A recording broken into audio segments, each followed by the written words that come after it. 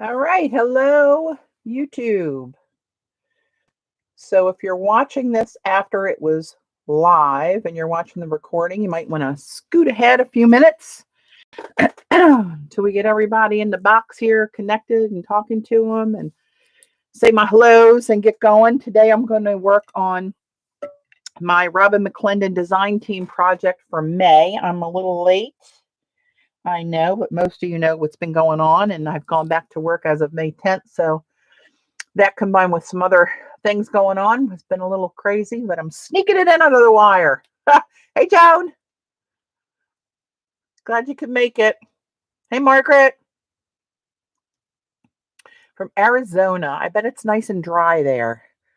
We're getting rained on again and through Sunday night, I think, from Friday. And that doozy of a storm, for you guys that follow me on Facebook, maybe saw the video I posted. Oh, Lordy. Willina, hi. Hey, Z.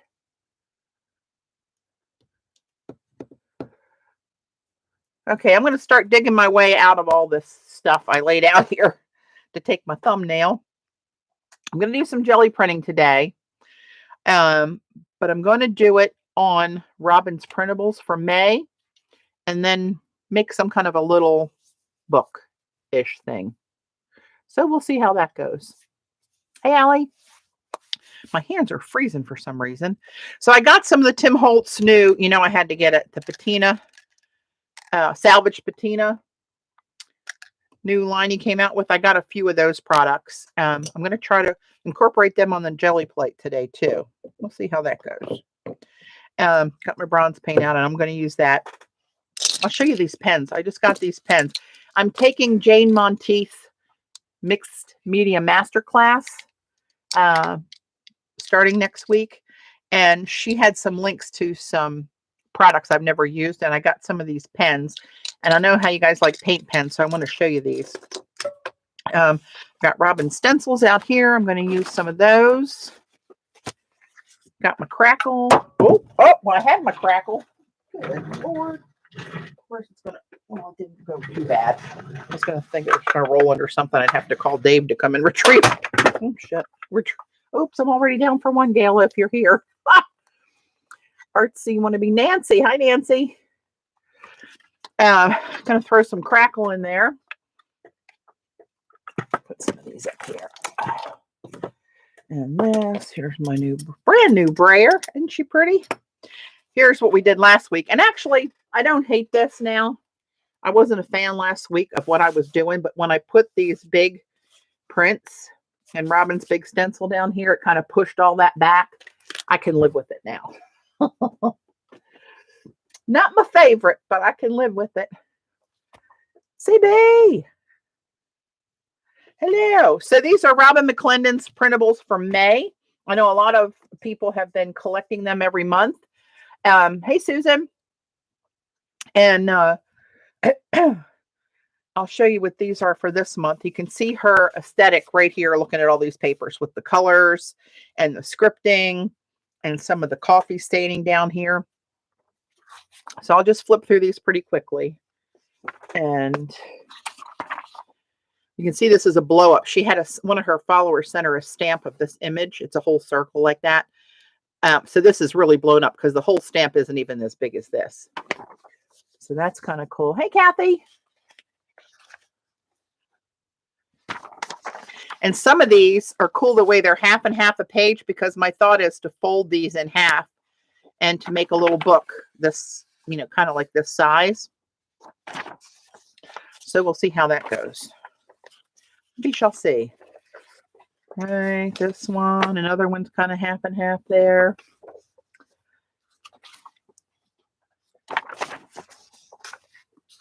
All those muted, neutral, natural, organic kind of colors and shapes. Little scripting thrown in. You can't hate that, people. I think that's part of one of her stencils there. And possibly there. And then here's the coffee. This is on graph paper. You can see the real faint line of graph paper in there. So right before I hopped on, And I don't know if I'll use it or not, but I had some coffee left mixed up in a spray bottle, and it had been there for a while, so I don't even know how yummy that is. But I sprayed a manila folder. So those of you who have been following me for a while, years back, I was making these jelly jumpstart journals where I use the manila folder as the book cover. I'll grab one real quick. I made 3 of them. Actually, that's what was featured in what's that called? Cloth paper scissors. Jesus. It was published in there. Where are they? Here. But I'll show you the idea. And these are made with cardstock pages, and I'm just going to use the printer paper in what I'm going to make now. But anyway, this cover, it sounds like it's hard and heavier than it really is, but it's a manila folder.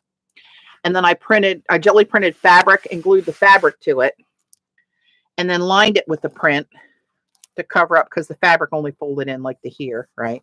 Then I put a print on the background. You can see that's one whole print on the background to cover that up. And then I put 3 signatures in there, and it lined up perfectly. You know how on the spine of a folder, if you fold it, it's got 3 little valleys down there for where you can fold it at different sections. And I thought, hey, 3 signatures would fit in there really well. So I don't know how it's going to turn out, because these are cardstock and they're 5 pages, 5 jelly prints folded in half per signature. So that's kind of sort of maybe what I'm going to do, but you know how that goes. I don't want to prepare and think anything out too much ahead of time because, well, you know me. So what I thought I would do, let me show you these real quick. These actually are pretty nice. These are from Marvi Uchida, Uchida, U-C-H-I-D-A. I think it's Uchida.com. Uchida. Let's see if you can see it. Oops, hello. Will you focus? There you go. There we go. If I can hold it still enough that close. Right, that's the brand. And I got all these there. They say deco color on them. They have rose gold, Zandra. Rose gold. And it's pretty pretty. Hang on, let me grab a piece of paper and I'll show you these real quick. And then we shall get started. Well, I wanted to use a piece of copy paper. And I put it on my printer. Had to put new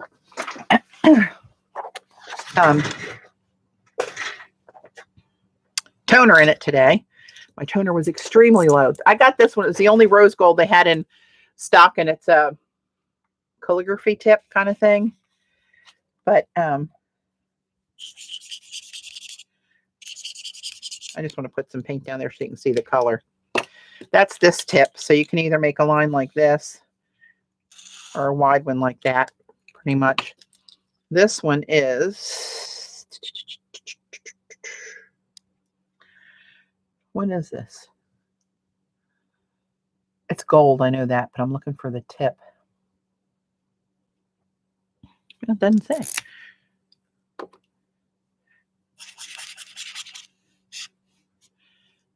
These are really nice. They do have an odor to it. This is the extra fine. That one says it on there that it's extra fine.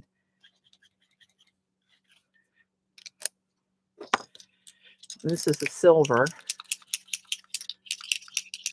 What kind of tips are they? Well,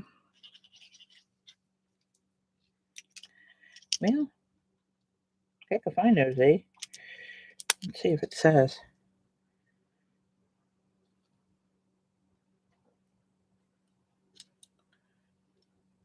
Kind of seems like this one would be the best one to look at. I think they're like a felt, I guess.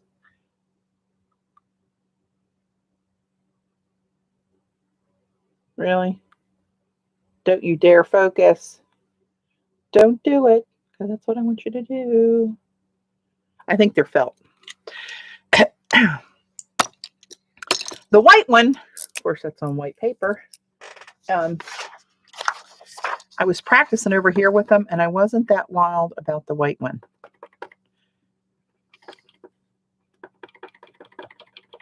This one feels like I got to load it again.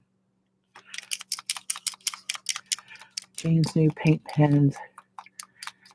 Plastic tip. Oh, hey, Glenda.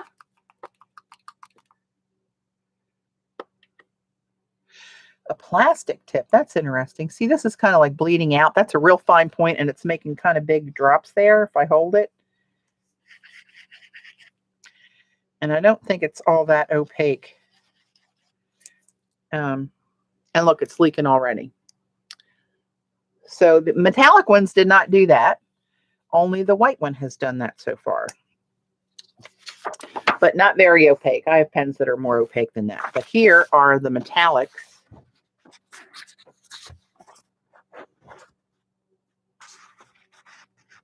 All right, they're pretty good. I like those.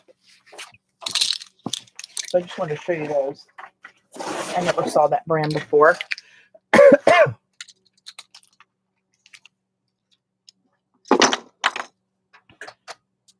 Oh, okay, Z. Actually, well, I'll watch the recording. We're supposed to be going to a cookout pool party tomorrow, and I think it's going to be in the high 40s again. I mean, they do have a heated pool, but I don't think anybody's going to want to be dunking in there. But should be fun anyway. So my thought is, and again, you know how that goes, that I would go through these. There's 16 printouts, by the way, for the new the May papers. So I want to jelly print something on the backs, right? And that might just be, isn't that sticky? And I'm going to do something like embellishment on the fronts, maybe just her font and bronze or something down these pages oriented this way, since I'm going to fold them and use them this way. I think that's what I'm going to do. You never know. They are really nice. Hey, Marcia.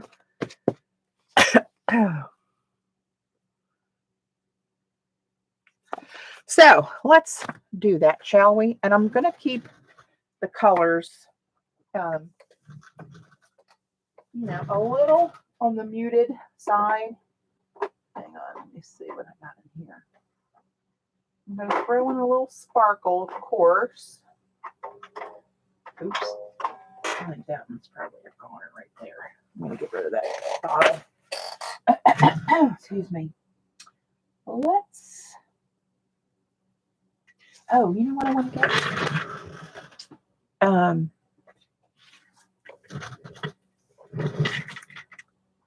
want my nickel ISO gold. Oh, shoot. Sorry, I'm digging in my paint drawer.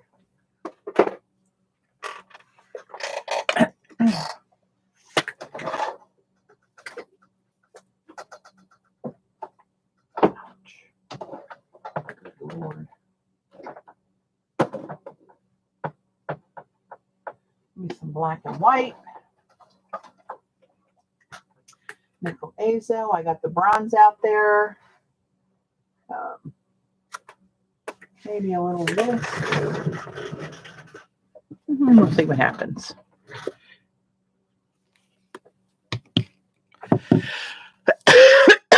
Excuse me. So I want to go kind of landscape.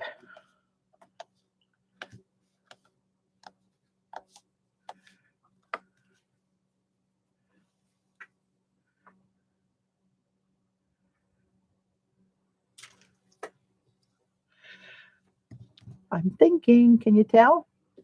Let's do, you know what? Let's just start out with some of this Timmy stuff in a blend. That's a small bottle of paint right there. That's 1 ounce. Oh, it is open. Okay. Oh, no, it's not. No, it's not. I took the plastic wrapper off of it thinking I was there, but not quite. Of course, that fell on that paper. I want to get it on here and just wipe it off. And use that little precious bit that was stuck to the lid liner.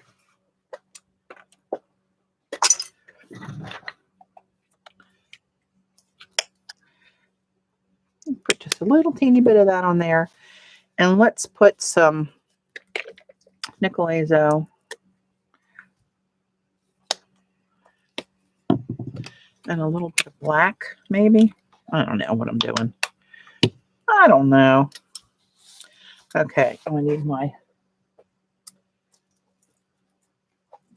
I'll just wipe it off on here.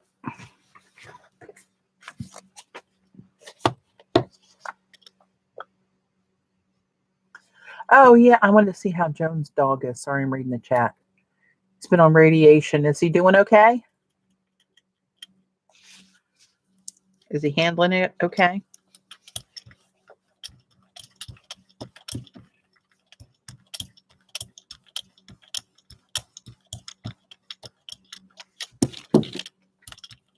This might be too much here.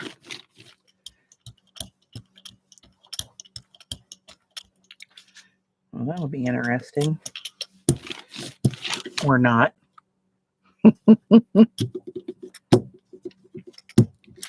That's a lot of black paint, girl. So I'm just going to put this on the back of this and see what it looks like. And I might end up trimming these down because I don't like this white edge, rather than going back and inking everything, because I can cut the folder cover to whatever size these end up folding into. Oh, that's good.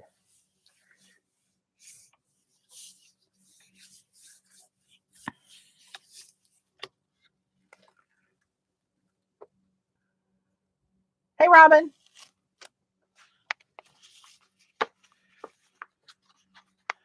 Okay, not so much what was in my head, but I just want to get some color on the pages. Let's see, will this pick any of that up?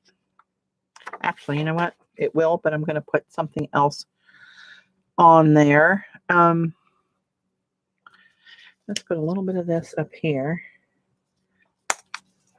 That bottle will be gone very soon. Oh, Lord. It's got a good paint booger on that one. I can hardly get that open.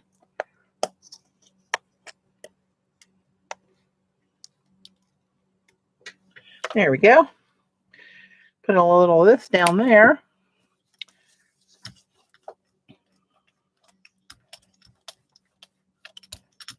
That kind of beads up on the plate. Unless it's just my plate.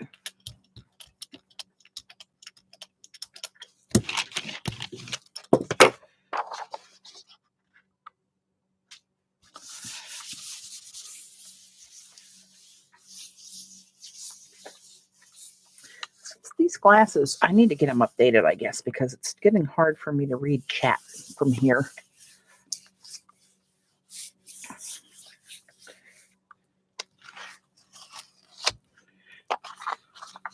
Oh. Again, in my head, looking a whole lot different than that. But that's okay. That's just a first layer, maybe. Let me grab a couple different paints over here. In the other paint department. Oh, maybe I'll use these.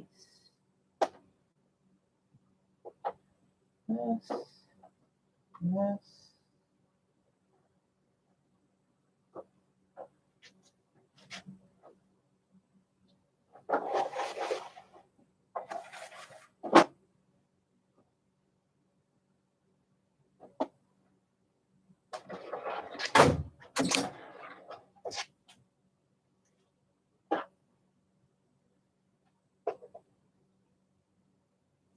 Grabbing a couple of these color shifts and some Luminaire. And I'll grab one of the sparks.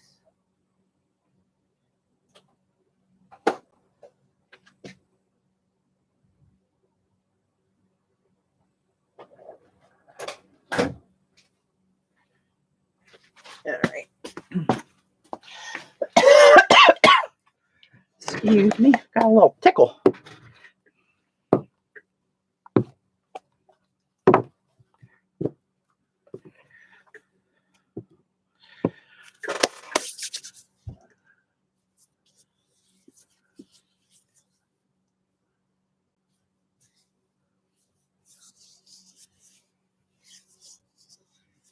Yeah, CB, I hear a lot of people saying that. Isn't that a shame?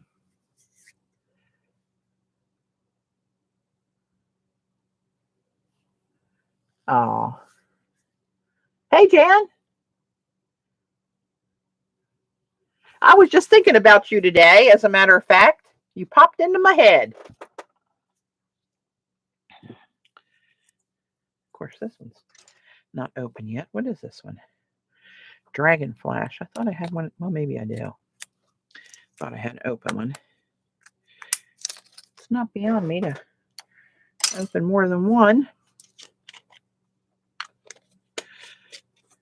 Okay.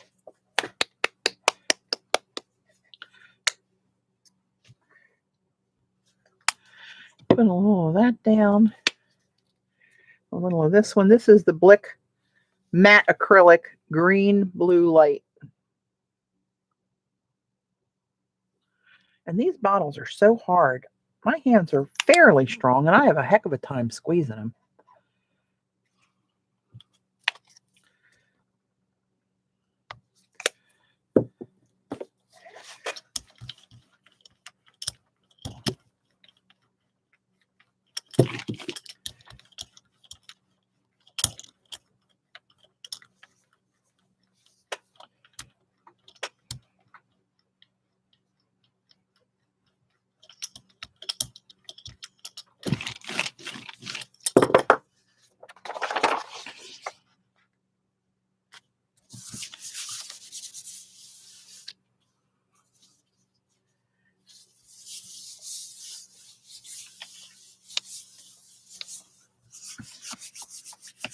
I know you guys are talking about getting your shots and stuff. Here, the governor, I forget, a week or so ago, they've said if you have your vaccines, you are free to roam about the cabin in public without your mask. They're asking people who have not been vaccinated to still wear a mask. Now, how many people do you think are going to do that? And you can't ask somebody if they've been vaccinated. That's not proper. And so basically, we're into a free-for-all. Nobody has to wear a mask that doesn't want to wear one, regardless, because they can't ask you if you've been vaccinated or not. So have at it, people. Do whatever the hell you want to do.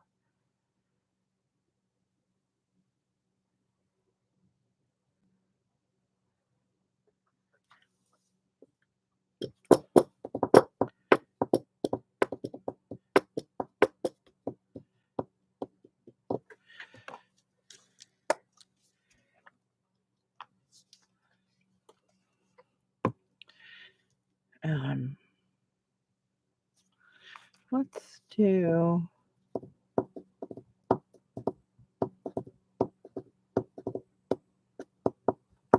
stalling. Can you tell? Let's do this in the bronze and see where that gets me.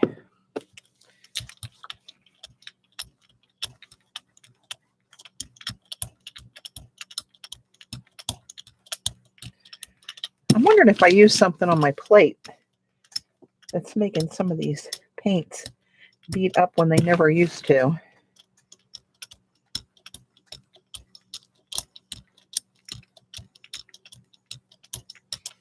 Trying to get a little gradient thing going there.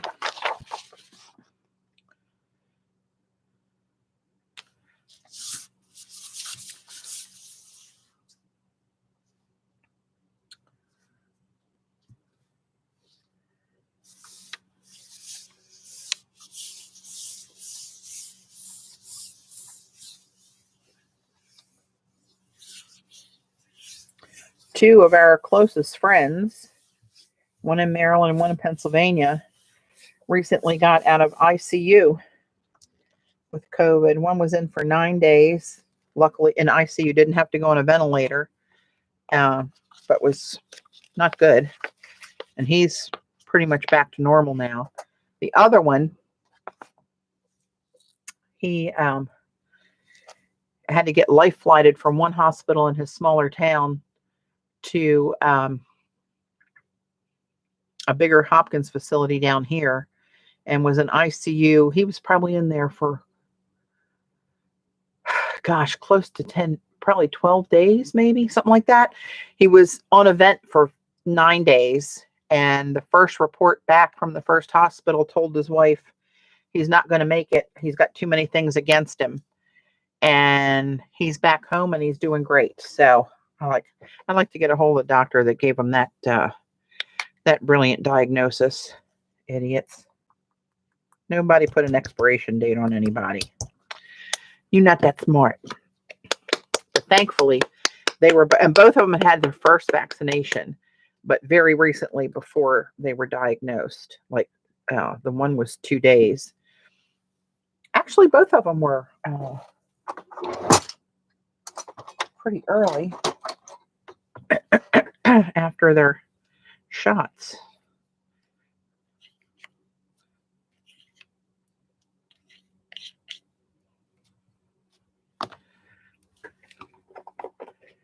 Put a little sparks in there. I know, we were really worried.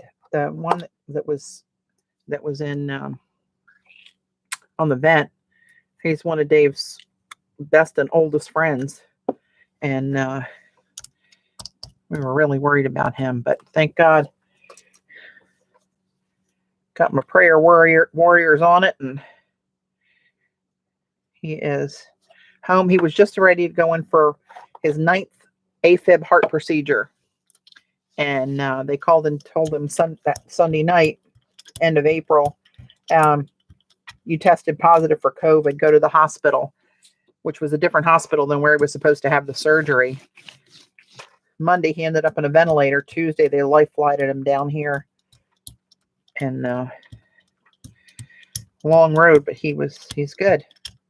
He's still taking physical therapy at home. He still has a lot of limitations. Oh, that did not turn out. I'm telling you, nothing's turning out the way it's in my head. Hey.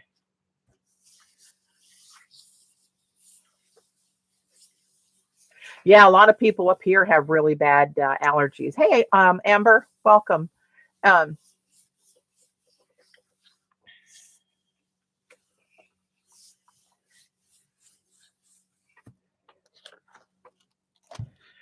Ooh, I'm going to have to cover that one up. Oh, Lordy, what the hell am I doing? Not good.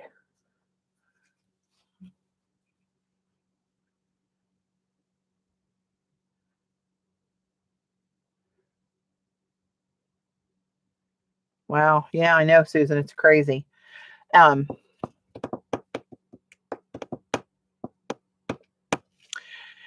nothing's looking like I want it to look. Oh, I'm sliding over to my paint cart. See what I can do here. Let's get some of this. I have white up there.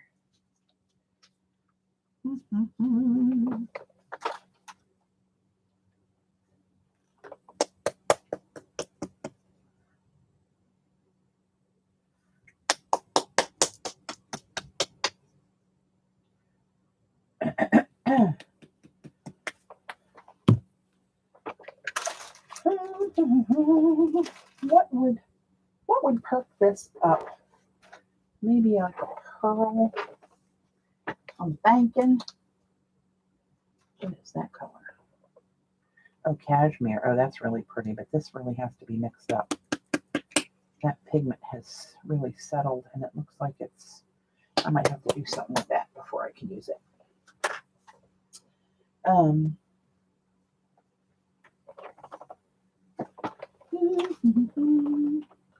Metallic paint, sterling silver. I'm on the white. All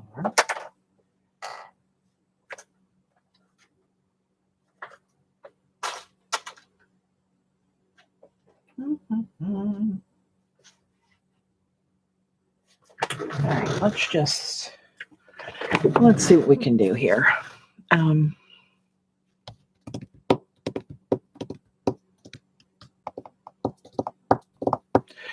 Here's this color called Raindrop.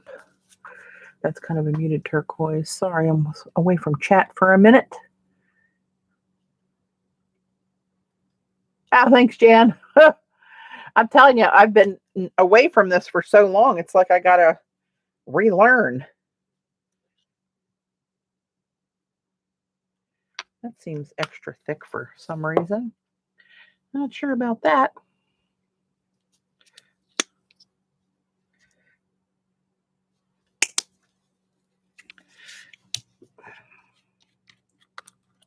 Aha!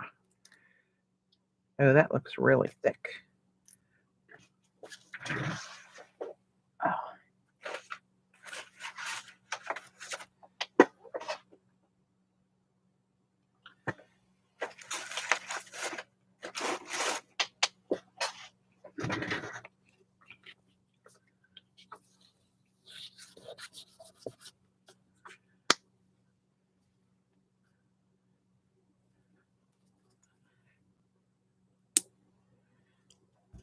That's the Vivid Ultra in True Silver. That's like chrome.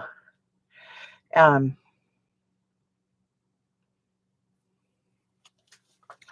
like my brain doesn't want to cooperate with this whole procedure here. Let's use this.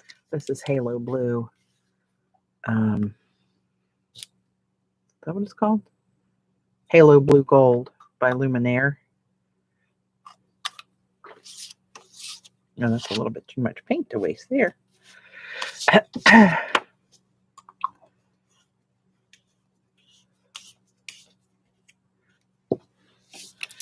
All right, let's see what happens.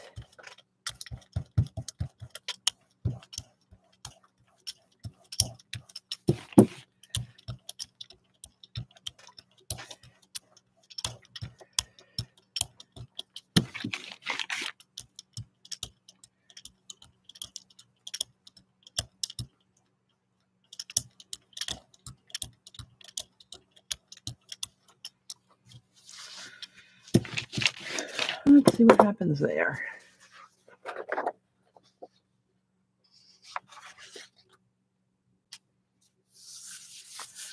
You enjoy watching, relaxing, cool.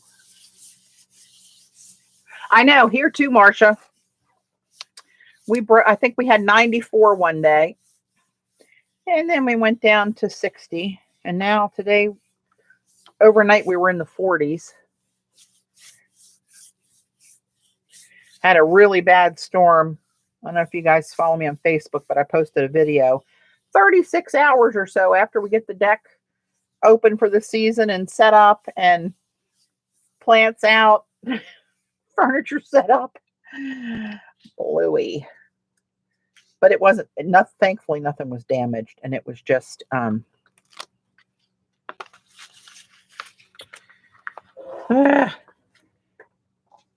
disheveled. We had hail. Our deck from the house, on the first level of the deck as you go out, I think it's 16 feet. And that's all covered by a big trussed roof. And the wind, the next part of the deck goes out another 16 feet. That's raised up a step. That's all exposed to the sun. Well, the hail ended up a half-inch thick up against our house. After 16 feet of blowing underneath that roof, it was still that thick up against the house.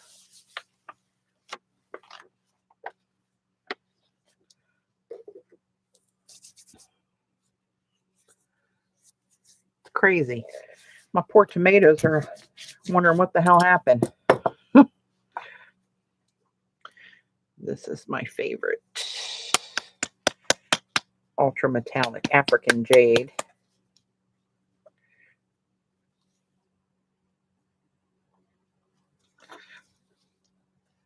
And you know what I'm going to do? I tell you, I'm going to put that with black, but I'm going to use the goldens because of the consistency.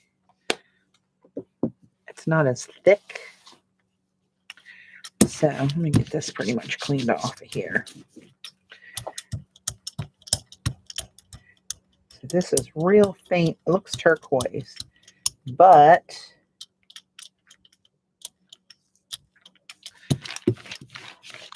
when you mix it in with the black,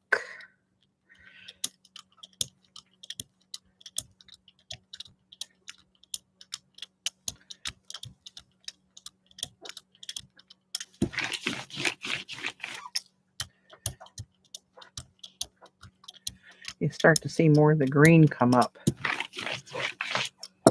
Oh, excuse me.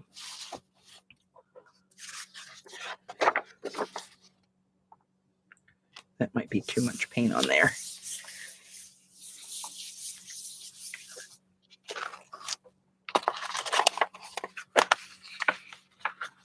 See how sheer it looks on the white and how vivid it looks against the black, where it picks up that shifting pigment a little bit different. Open another drawer to get more drying space here. Let me just see what this picks up. Just for shits and giggles.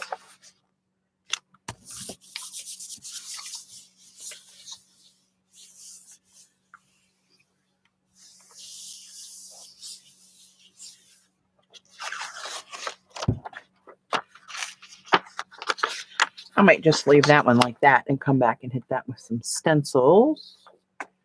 That one's almost dry like it is.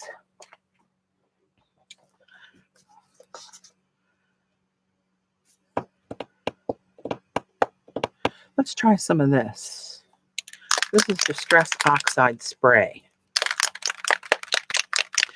So let's try this. Let's do a little skim of black on here. That might not even be enough.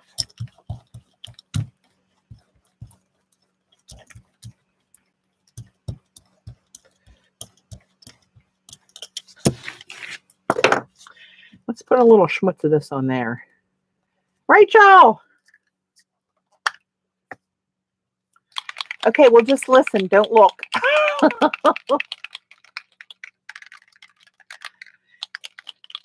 I'm way behind on my Robyn project for May with her printables. We'll see what this does. That was the Salvage Patina, the new color for the Distress line. And do I want to brush it? Why not? Probably shouldn't have done that. Note to self.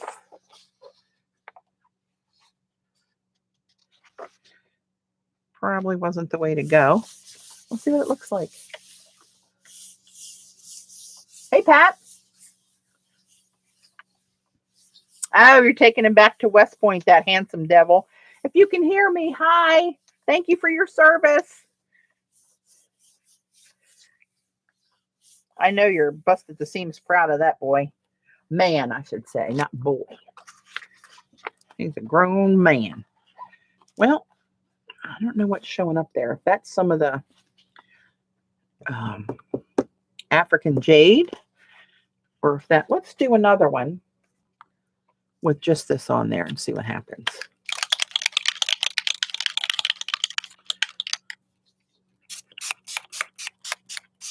I'm just going to cover this pretty much. And I'm not going to brayer it. I'm just going to see what happens when I do this.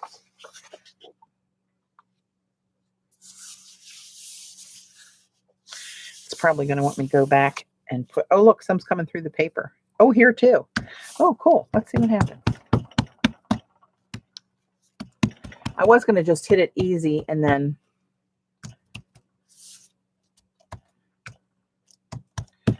but it's coming through, so it might do something funky cool over here. We'll see. Oops.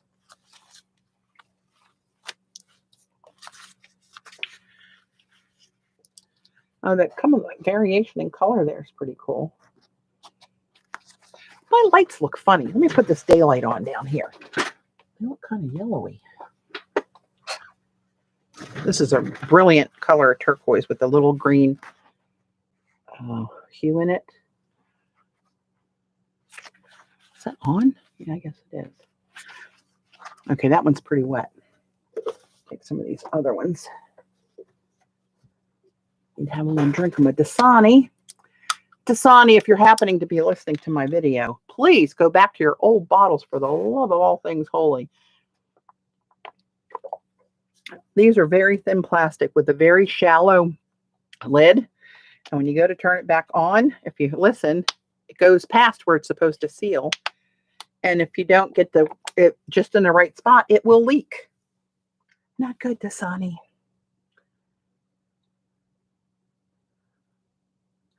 Robyn, that was the Tim Holtz Distress Oxide Spray in Salvaged Patina. That's his new color.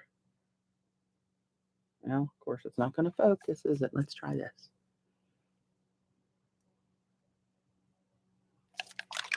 That's what that is. This time, let's do this. Let's just take that's the oxide. This is just the ink. I wonder if that'll hurt that. We're about to find out. Let's just plop some of this on here. In different areas.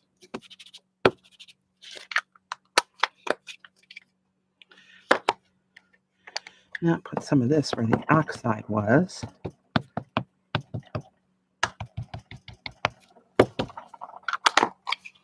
And now let me spritz it with a little teeny tiny bit of water.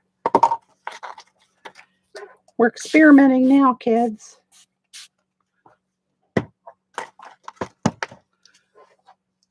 Okay, you're next.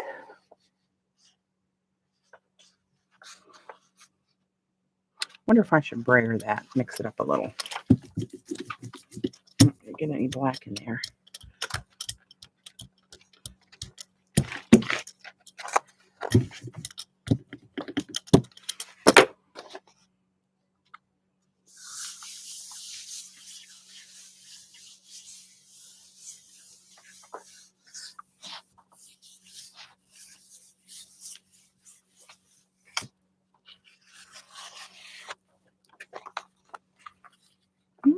That looks kind of cool.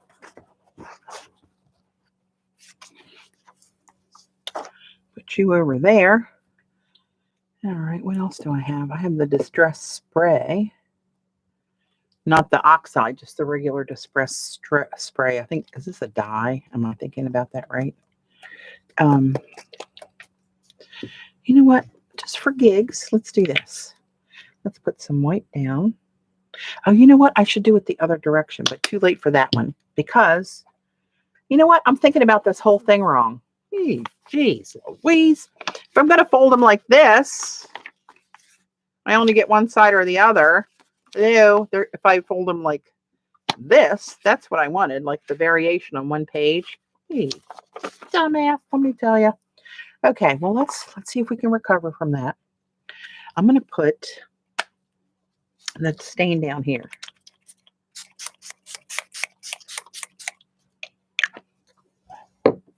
Now let's just do this and see what happens. Even though I screwed it up again, it's okay. I'm going to get rid of some of that. I will never not be the girl that uses too much paint.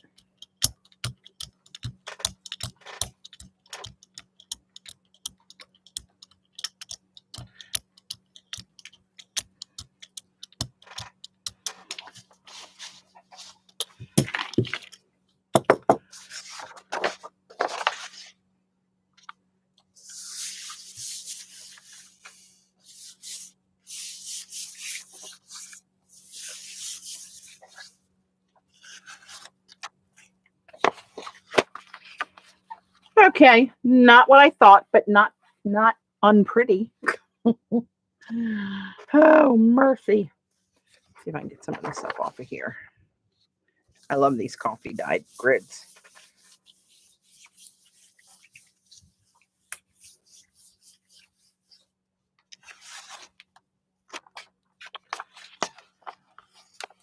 That's actually pretty over there. Could I duplicate it? Probably not. All right, I got to get rid of this mess here. Little magic trick. That doesn't even deserve a ta-da. Okay. Get that out of the way. And a little paper towel.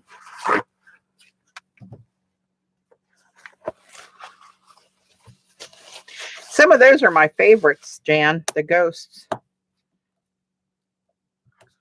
It really gets a grip on this plexiglass, I tell you. It ain't going nowhere. Now I got this all over me from stuffing that in the trash. Serves me right. Okay, what do I got left? 1, 2, 3 more.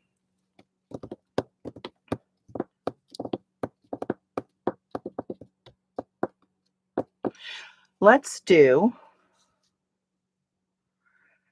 something. Let's put this. Now let's do white along the top. Let's do a little bit of this. Oh gosh, that's a hard bottle. There.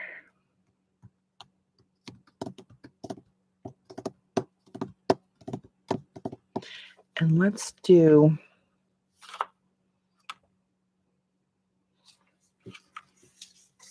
I don't know why. We're just going to do this. The luminaire. This goes a long way. It's real. It goes on like butter on a jelly plate. And that's a big booger that has to go.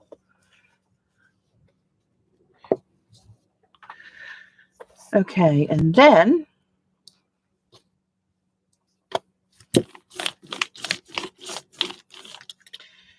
let me get the white down. That's still too much paint. That would be enough to do 2 jelly plates. Don't do as I do. Do as I say. Don't use that much paint. Trust me.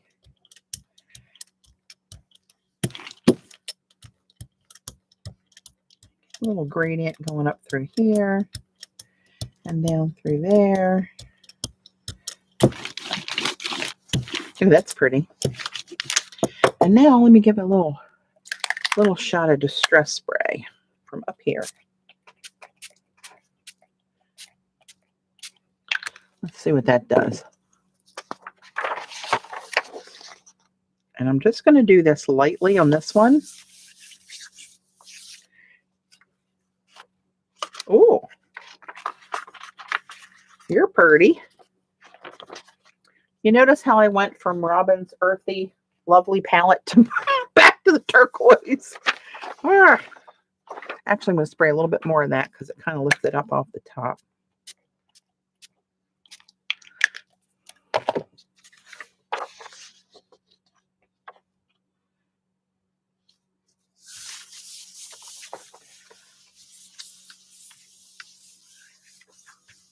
I know, right, CB? You didn't see that coming, did you?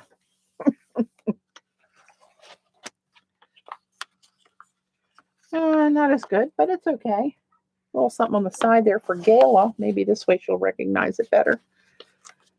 Is Gala here? I didn't see Gala. She must be busy with the crows. All right, let's try. I got one more. Let's put a little bit of white up there. Let's do the Distress Patina. And let's do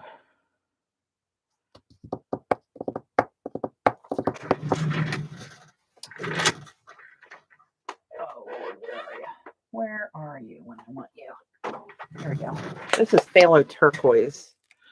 It's transparent goldens. And I got to get that booger off of there. There's going to be trouble.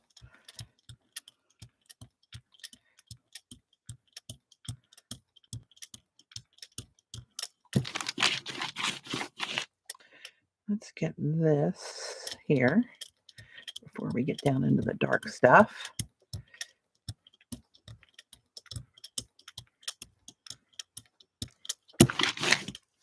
And now I get this going. Sorry, not looking at chat right now. I will momentarily and bring some of that up. I'm getting a lot of lines in here where I wanted a smooth roll. Oh, that's worse. Oh, crap. Well, that was pretty until I did that.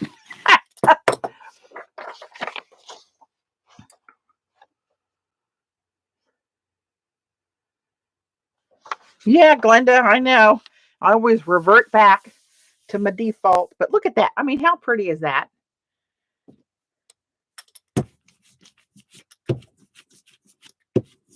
You can't hate it. I think turquoise is a favorite color of a lot of people, actually. I don't know if it's because it's a sea color, ocean, sky, not really sky, more ocean, water, relaxing, cooling. Yeah, not so great. Okay, so let's go back to the beginning. Some of these that are really dry.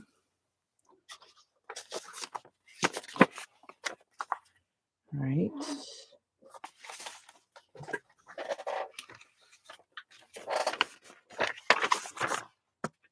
It's pretty dry. That's a hot mess. We'll do something else with that. They're dry-ish. This one, that's still wet. That's the one that got really saturated. I'm going to have to let that bad boy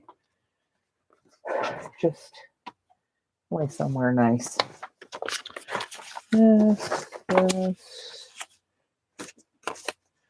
This.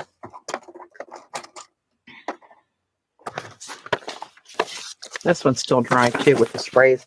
The ones with the sprays on it still need to dry more. We'll leave those over there.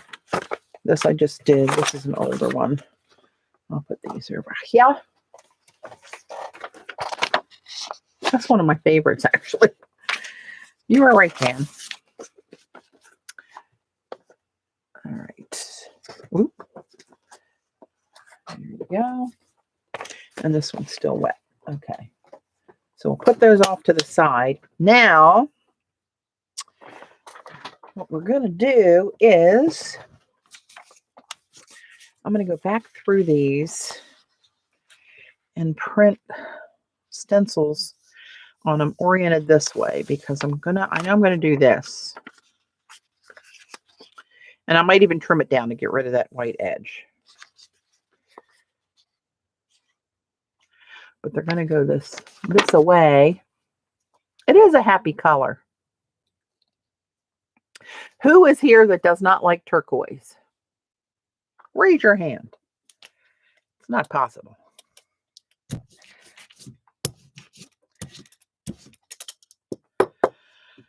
Okay, so now I want to mix all the colors now when I go back through. And the turquoisey ones bring in some of the bronzy, orangey, blacks of the print colors mostly. And then put the turquoise on this side in some fashion or the other. So let's do something. All right, let's do something crazy. Bronze and phthalo turquoise. What's the worst that can happen?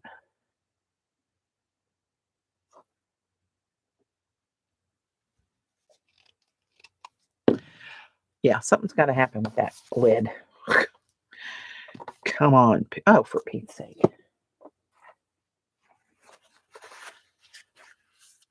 Maybe we should take care of that now because, the next time I use it, it's going to have the same problem.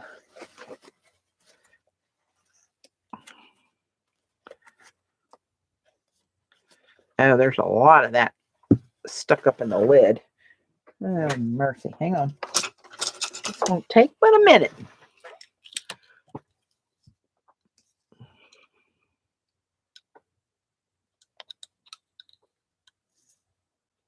Or two.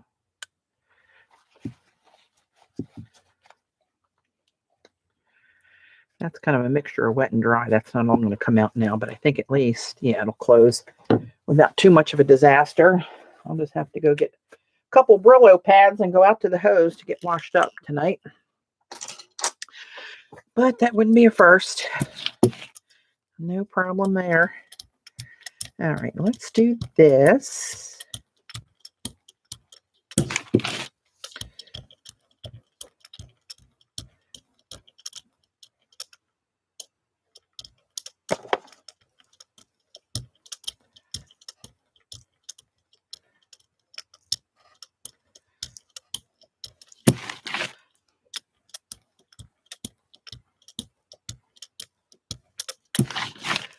Let's do, we're going to put the stencil.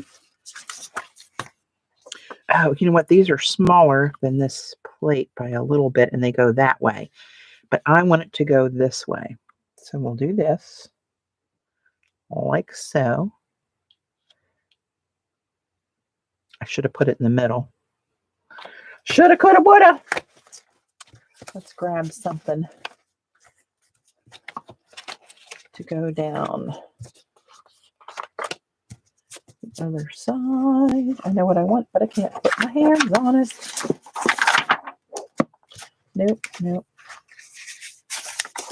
Oh, you know what? Maybe we'll just use this and get part of this. No, that's too much. Too much, too much. Oh, come on. Don't dry on me. Where's that? This one. Is that too big? I'll just orient it this way.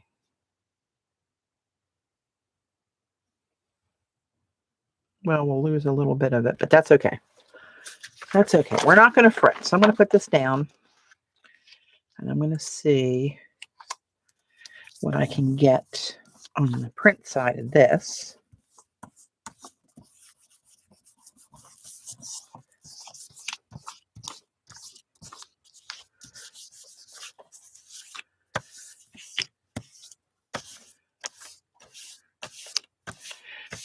Just read the color of turquoise represents healing of emotional stability and balance. That's me. Perfect picture of stability, mental stability. Actually, I'm not too far off. A little eccentric maybe, but it's part of my charm. All right, let's see what this looks like. Oop. Wow. See, I farted around too much. And let that dry. Oh, and look, I got that big blob down there, but that's okay. That blend turned out pretty cool on that piece. And you know what? Even these little things like that are just going to be like, actually, I like that a lot. Not wild about that, but we'll do something. We'll do something. Okay. So you know what? I know better than that. Bad girl. Okay. Get some of that off of there. And now we'll pick up on one of these ones that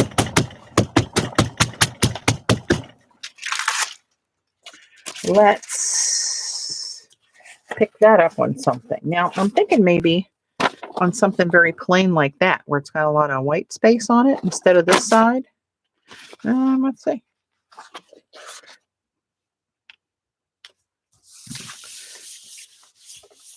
Hey, Kay.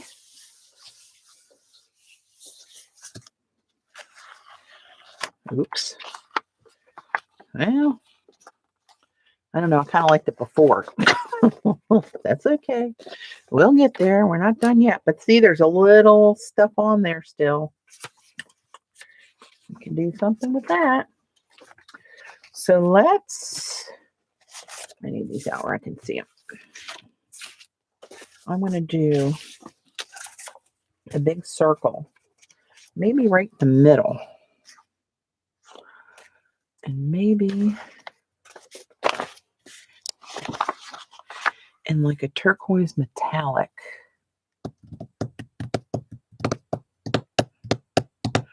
Is that the one that, no. Looks like some of the green came through right there. What is that? That's that dragon. Let's use that. Maybe scream it out to be used again. Hey, Gail. So, not sure if you guys saw our latest natural disaster. Beyond the storm and the cicadas and the black flies and the worms that pooped all over the deck for months last year, and you know, whatever else. Dave was playing golf yesterday and came home and he said, "Hey babe, would you look at my shoulder?" I said, "Yeah, sure. What's going on?" He said, "I don't know. I think I might have a tick." Yeah, he did. And it's a Lone Star female that could carry Rocky Mountain spotted fever and possibly something called alpha. Jan, you might know this. Alpha gal, cause a syndrome that makes you highly allergic to red meat. I might as well shoot him now. But hopefully none of that's going to happen. Trying to figure out how much of that can I get on there. That won't look great. Yeah, so that's our latest. So it was probably on him about, I don't know, 4 to 6 hours, which one of the charts that I looked at online said that's about how long it would take to transmit anything if they were infected.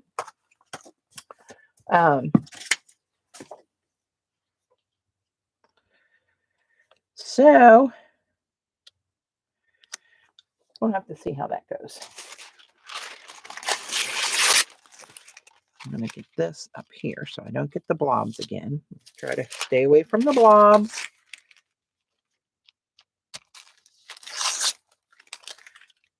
Try that. Let's see what happens. Is this the one? It is now. So far, it's okay. It said if he develops any of the signs, yeah, it's people who get it have a severe reaction, allergic reaction to red meat. And a friend of mine actually posted on my Facebook thread where I mentioned it. And he said that his brother-in-law got bit by a tick 20 years ago and has that and has not had red meat since then because it was not good what happened. So I'm just praying that he's going to be all right and not have anything to worry about. We pulled it out as soon as I saw it. It's kind of faint, but it's there, which is kind of interesting in the background. Oh, look, the font came out within the little circle, the scripting.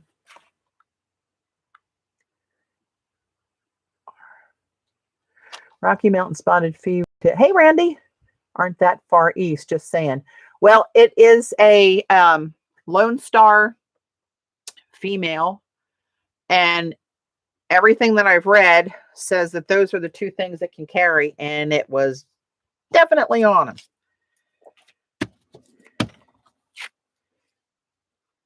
The nomad tick. I hope you're right. I want you to be right.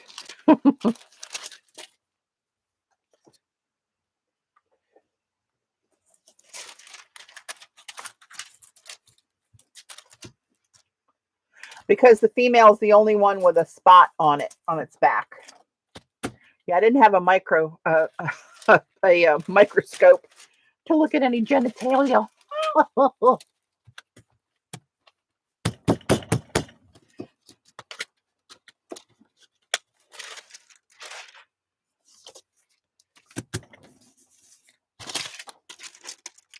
So I had the presence of mind to take some pictures of it.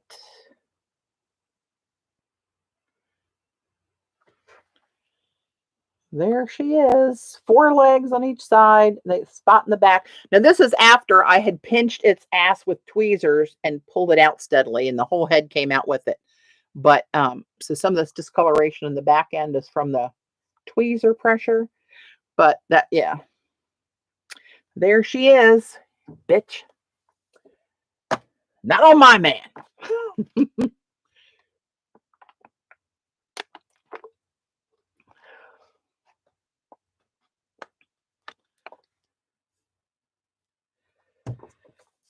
Okay, let's see.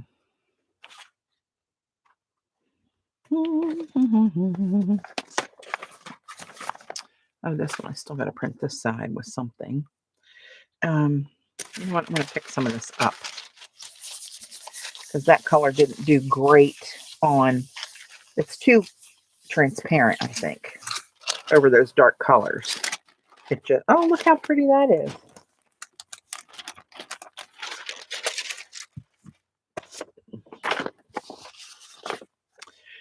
Okie dokie. Let's,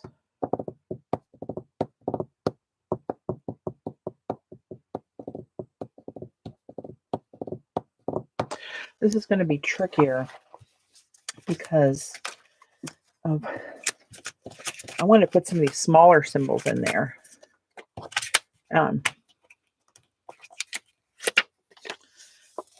But I should probably trim these so I don't have this much of the white space blocking out for the next print. You know what I mean, Vern? Let's do one of these big ones on here in the meantime. Oh, that's not going to work because I got to go this way. Oh, I got a medium-sized one of those. Hang on. Don't anybody panic. Function of light. Hello, dear.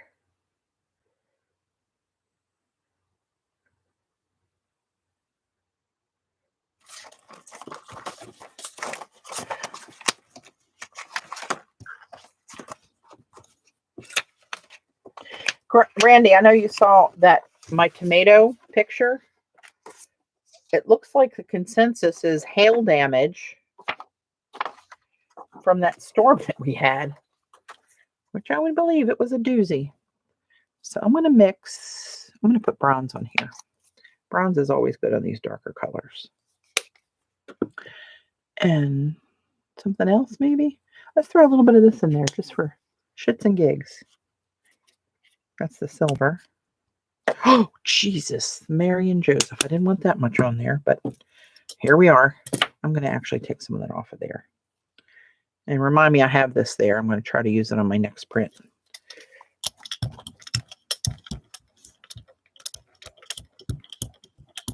Still was too much on there. Sweet Moses. So anyway, Randy, I meant to, I was telling you, a squirrel goes by. I forget what the hell I'm saying. I looked at the back side of the plants that were on the back that did not take the full impact of the hailstorm. And they appeared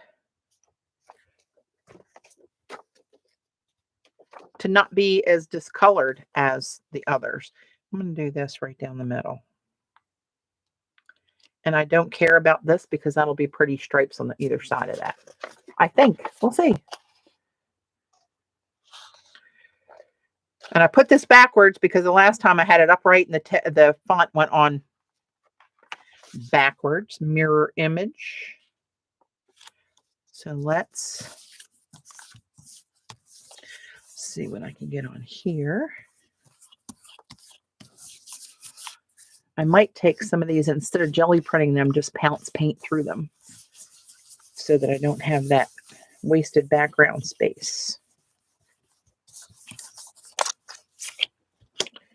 So these are, for those that came in later, these are Robyn McClendon's May printables that I'm working with.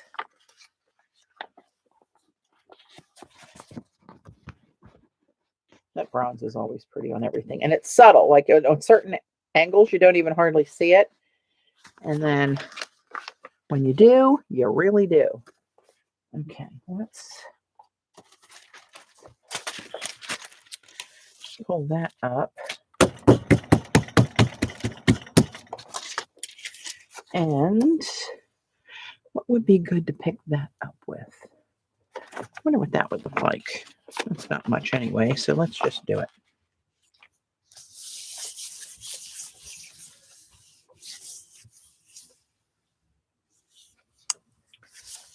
Oh yeah.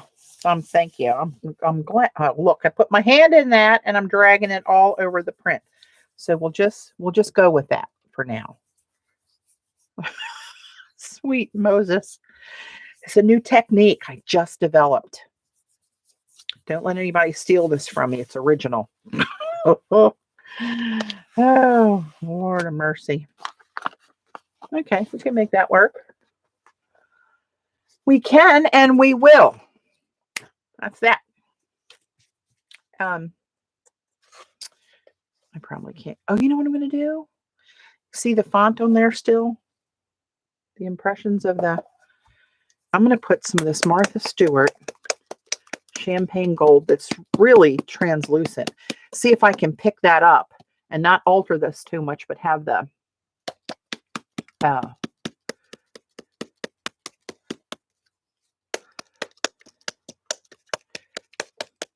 image.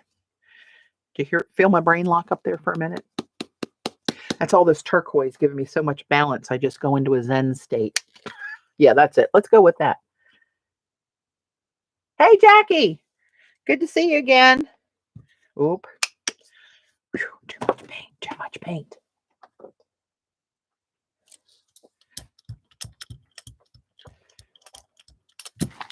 I love it when I see your name in chat now. I'm so glad you're doing better.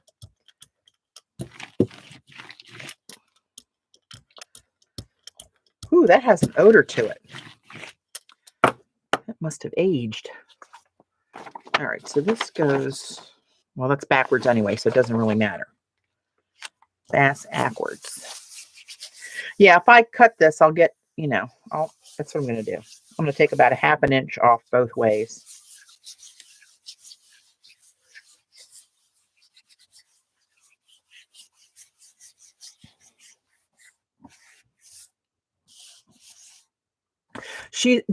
Robyn is coming out with more stencils that relate back to her Hearth Codes online class she did recently. So they're going to be more very primal, tribal marks, I suspect, because I did see some of the stuff out of that class. That's very faint, but I like it. We can make that work. So I need something, I want something black, bold.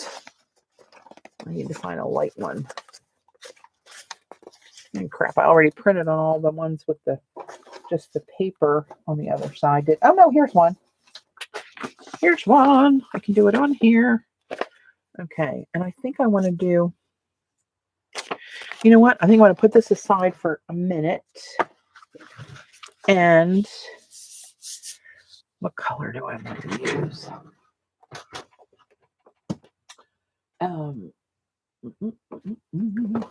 Looking for a paper palette. There you are. Train in the paper palette department.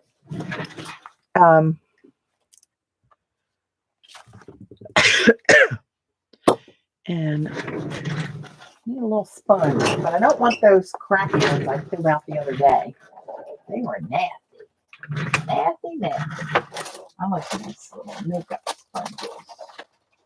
Wonder Wedge. That's what I need.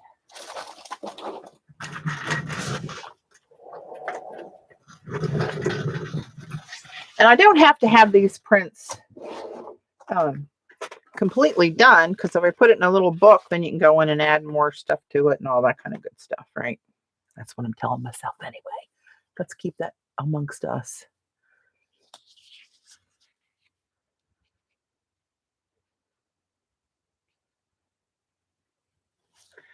A good lunch will knock you out, Jackie.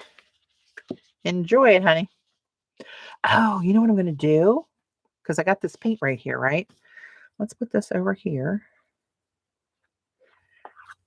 And I'm going to, do I want to use this?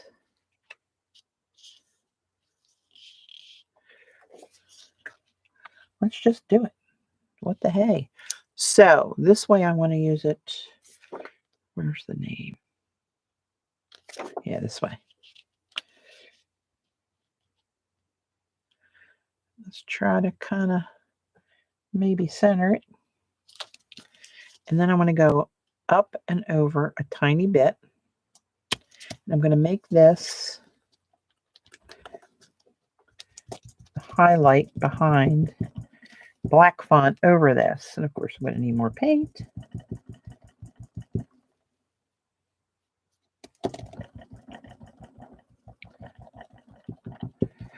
And actually, I don't need to do the whole thing evenly. I can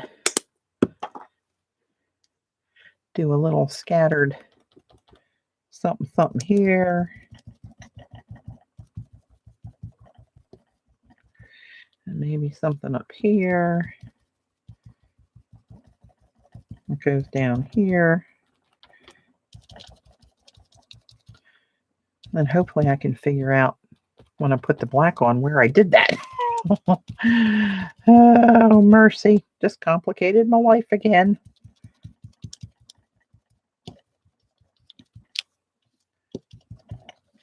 All right.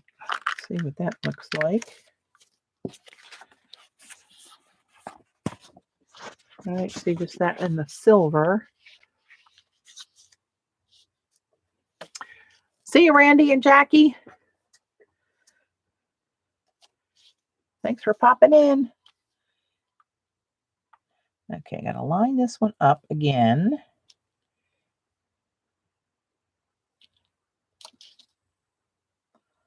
I think that's pretty close right there. Oops, no, it's not. No, it's not. Hang on. What the hell? There's that. I gotta swivel it this way.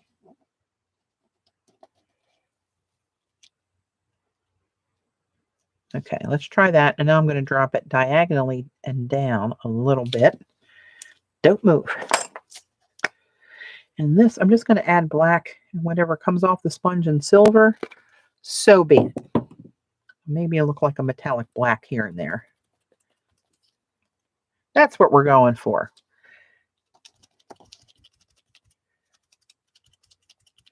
I'm kind of spreading this out because I don't want it to too much on there to bleed. I can see on the stencil where I pounced the silver. So that'll be my guide.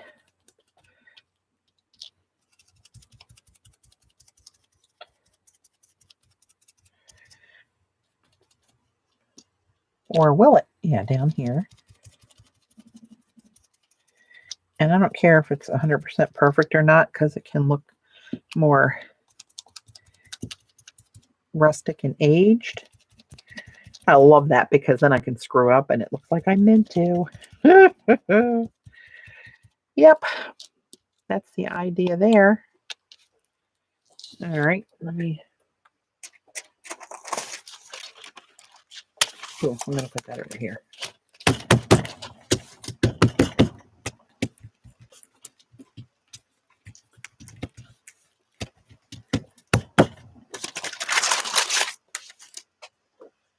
All right. And now that'll fold something like so. You can see the,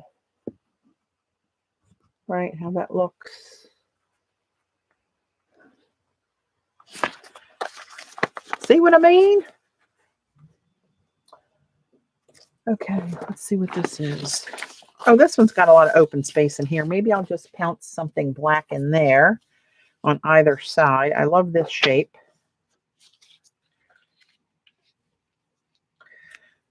More black, please. You know what? I'm going to use the Liquitex because that's thicker in the viscosity and will be less likely to run under the stencil than the fluid acrylic. Let's try to be smart with the supplies. Supplies.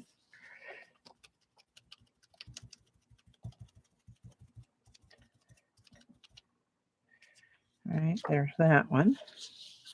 Maybe I'll just do this one down here since I got it cooked up. I'm going to come up a little because if I trim it, I don't want to lose some of that character off of there. This is one of my favorite marks.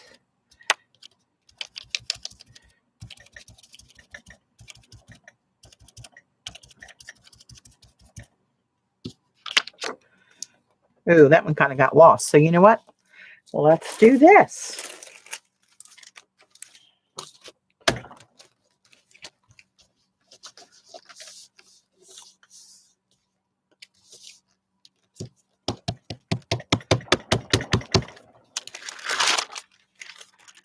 Okay, let's do this. Let's let this air dry.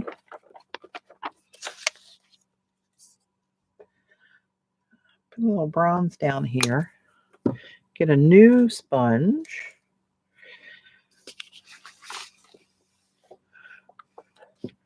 And I might have to do this to both of them. We'll see how this one looks, because that's a lot of the dark. Bleh, the background's dark, plus the image is dark. So let's see what this will do. So line you back up again, you little rascal. Right there, and then drop down diagonal.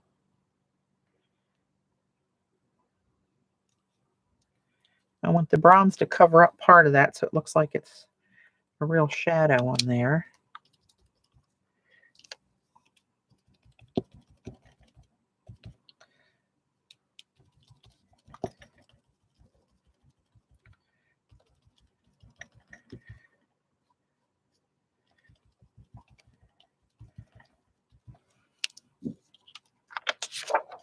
Oh, that looks pretty. See how it kind of jumps up at you? Oh my God. We were watching something on television last night. It was late. It was after 11. And a commercial came on about a movie coming up. And I could not tell you what the name of the movie was. I'm doing that over here too. That was too good not to do it again. A commercial came on, and it's a scary movie. And there was a scene with this creature is chasing the people, and they get in a car to get away, it appeared, and they're starting to take off, and this thing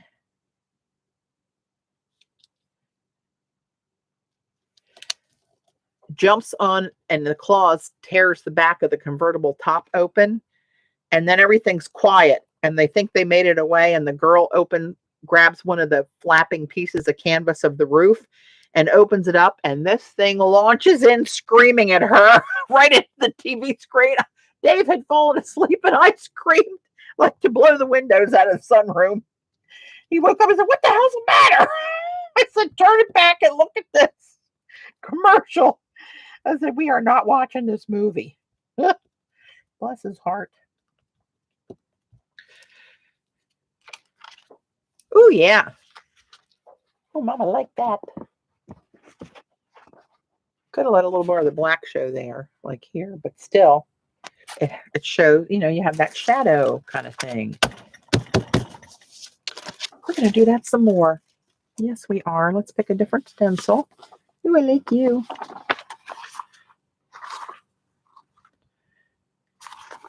Groovy. Let's pick. We might have to do different colors.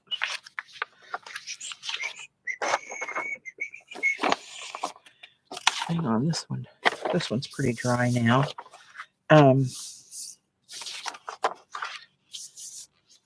like that being the bottom.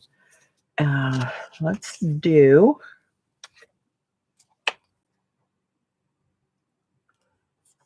Hey, Kathy.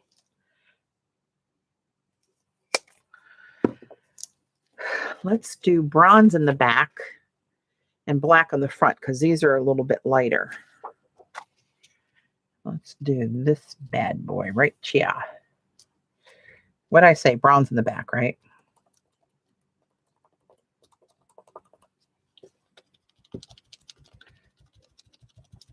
So Robyn stencils are available on istencils.com. Same place where Jones and mine are, but they're not under my heading. They're on her own heading. And like I started to say a little earlier before I lost my train of thought, as per usual, she's got another set coming out soon. I don't know how soon, but I know she's been working on them. I can't wait to get my hands on those.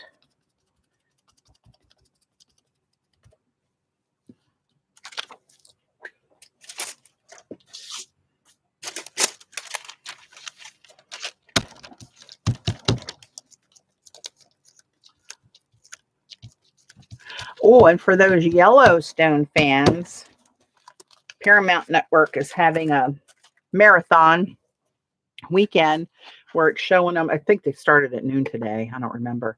From episode 1, season 1 through the last of season 3 before the new season 4 comes out sometime in June, I think. I think around Father's Day. I can't wait to get ripped off. Love me some rip. Bless his little heart.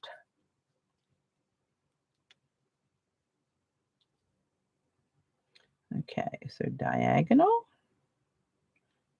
With some of that show. Grab my black.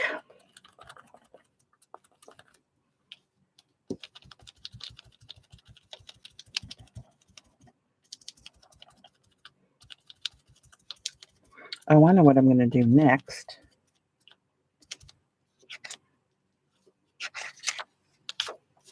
Ooh.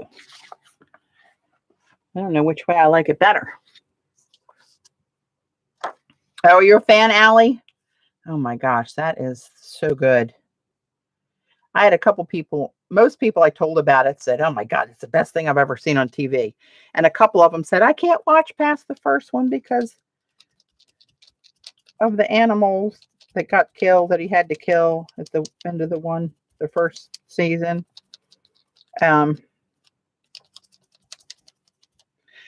But he didn't kill it because he wanted to. He killed it because he had to. But if you can get past that, get a hold of yourself because it's good. It's like The Sopranos on horseback.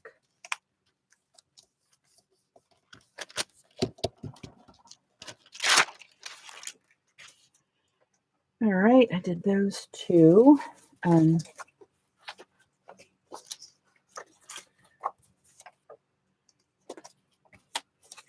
Give me some of these other ones.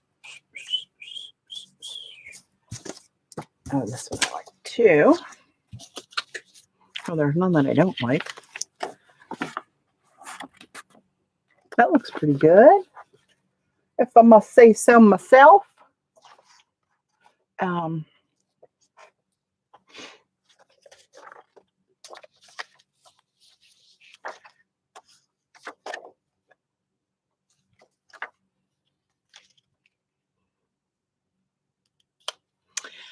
I got another one.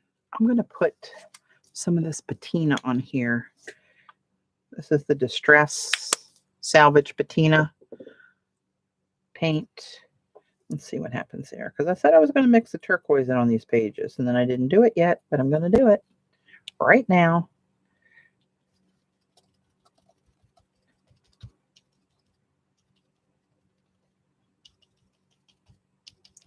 I don't know how that's going to come out because I don't know. It seems to be more opaque, which is good to cover that dark. But when I pounce it on, it doesn't seem like it's going to hold up to that. But we'll see. We shall see. I don't hate you.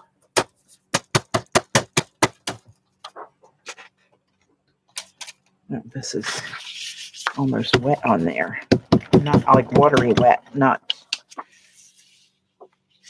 acrylic paint wet. That's pretty. Yeah, okay. So let's do another one over here. Let's do this one.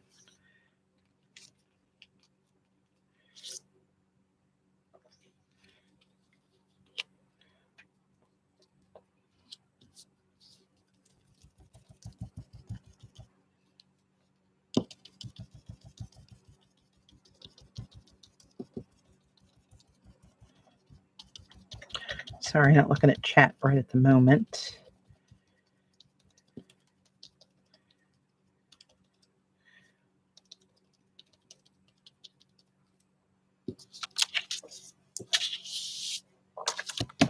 Might have to do something else with that.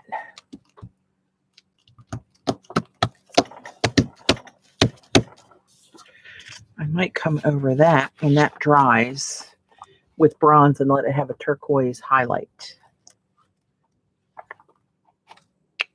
That's what I'm thinking. Oop, I'll try to put you back up there. All right. Let's just keep plowing through these babies.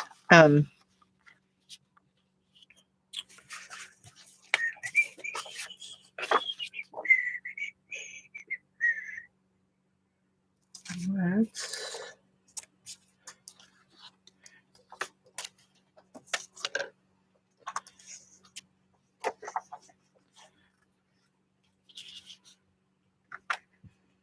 this one's oriented to go this way. I kind of like it like, excuse me, like this. Maybe I'll do it one way on one page and one way on the other page. What about that idea? So, that's a lot of dark. So let's do the bronze on first.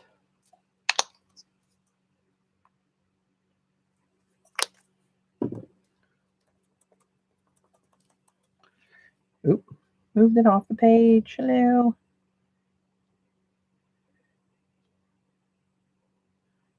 Where's the edge? There. Okay, we got plenty of room there. Okay. Looking at this middle section here where I'm going to fold it.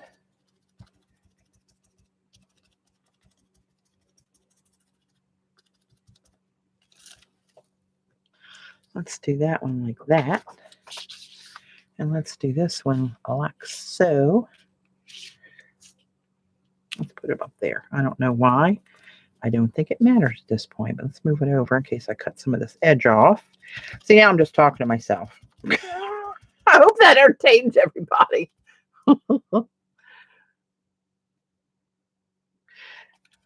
Your sister is eating into our social time again, CB.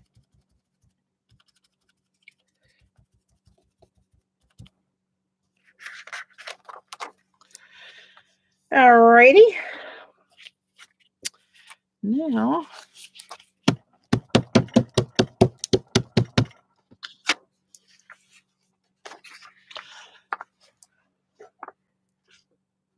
I set that there, somewhere for a minute. I got to go back and do something on top of that. I wonder what else other than the just black I could put on top of there. Maybe the phthalo turquoise? Or maybe just that light turquoise. Ha! This actually dries pretty quick. Let's just do it. Let's do it. So this, I'm wondering if this is going to beat up on the regular acrylic paint. We're about to find out. Line you up. And then drop you down. I want more of the gold showing on this one. Bronze. Not gold, bronze. Let's see what this does.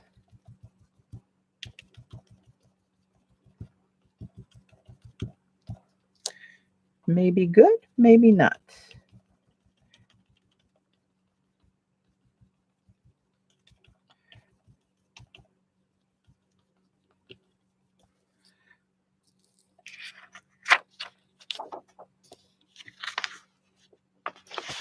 Yeah, it's not bad, but the paint is kind of transparent. It looks like the bronze.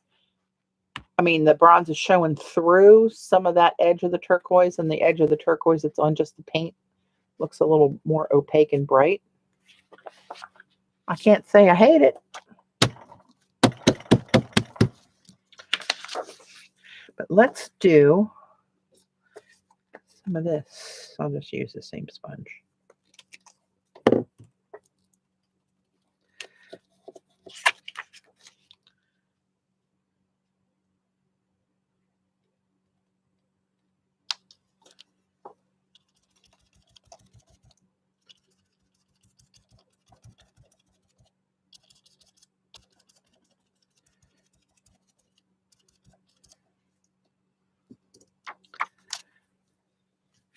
Yeah, not sure I really love either one of those combinations.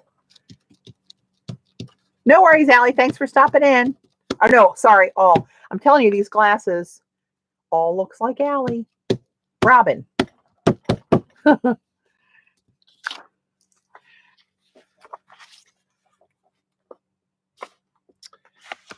I don't know. Not a huge fan of either one of those, but that's how you figure it out.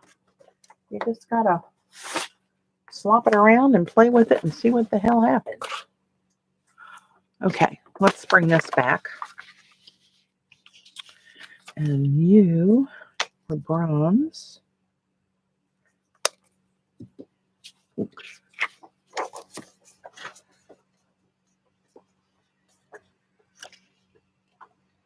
Okay, there's that.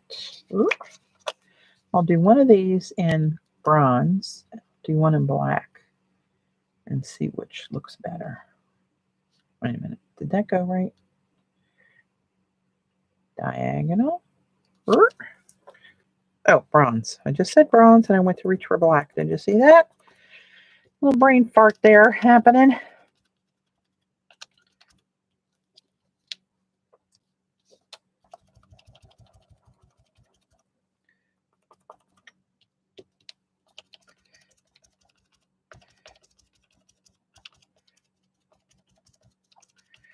I was off this Thursday and Friday. I went back to work on the 10th. And even though I burned up some leave before I actually had my surgery and the short-term disability started, because I accrue while I'm on short-term disability, I maxed out on my leave again. So I had to burn a couple days. So I took Thursday and Friday off. Thursday, my best friend Gail and I, sound like Oprah, my best friend Gail, and her friend, well, my friend too, Mary, drove up to Pennsylvania and went to a winery.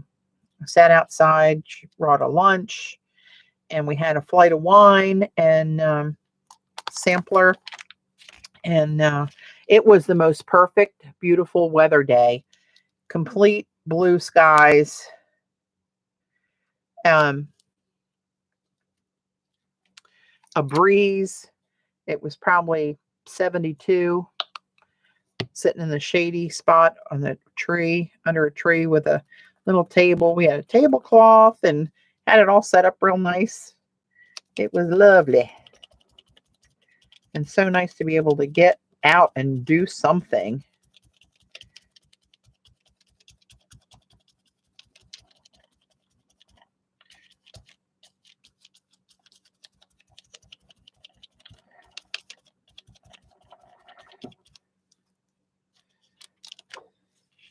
Yeah, I like the black better, I think.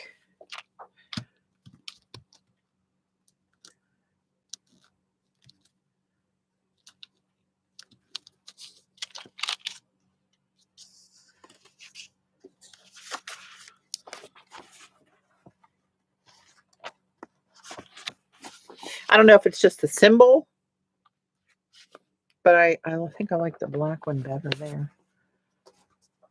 What's this? What's this? What's this? Oh, look at you. You deserve something beautiful and shiny. What shall I do to you?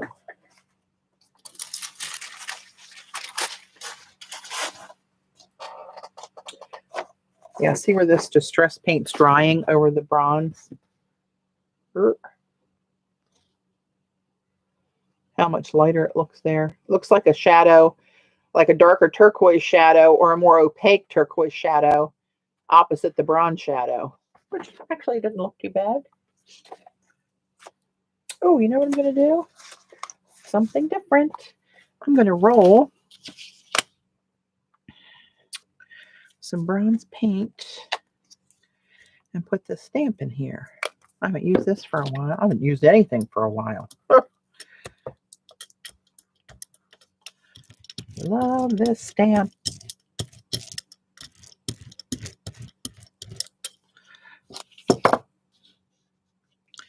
I'm going to try to go right down the middle. Ish. So there's some on either page. It just happened to be in the drawer that I had open, putting my stuff on it to dry.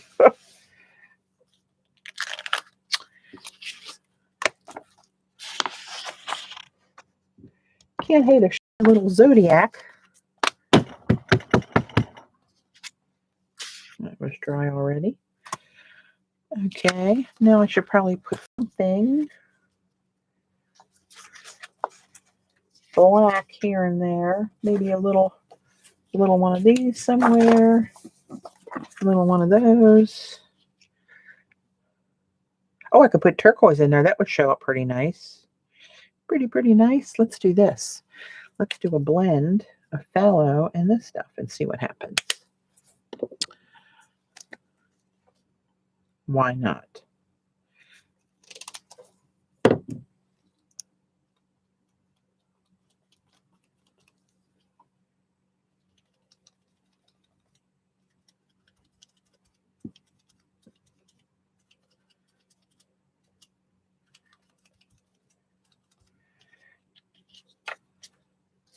Oh, see, that ran. See where that was too wet. It kind of ran underneath the stencil a little bit. I got a little bit foggy of a design there, which that's okay. It's okay. Well, while I got you all gooped up, let's just put you down here.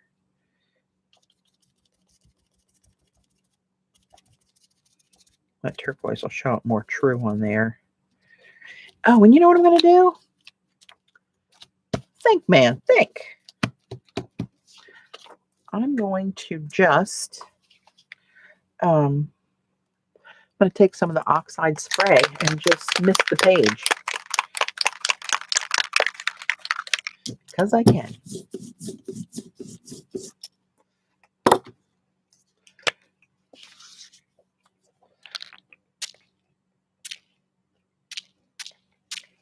Oh, you know what else I want to do?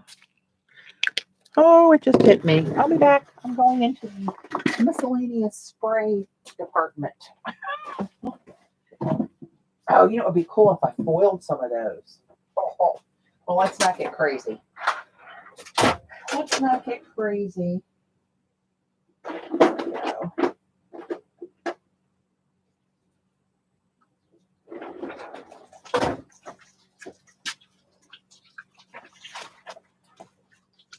Oh, Lord, it's getting dark outside again. I might be in line for another boomer. So I got some of Seth's sprays, the gold and antique pearl.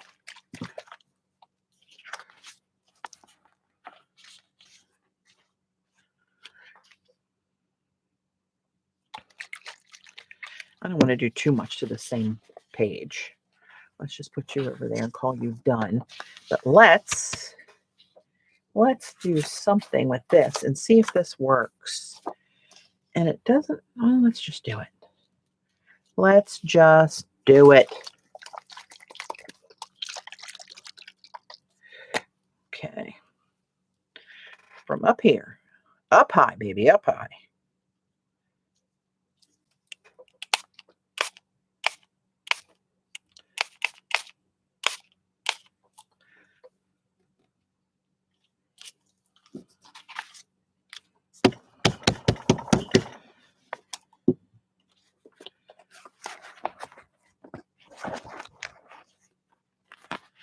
Got a little something on it, and down the edges where it oversprayed, you got a little band of gold down there. That's very sparkly, glittery.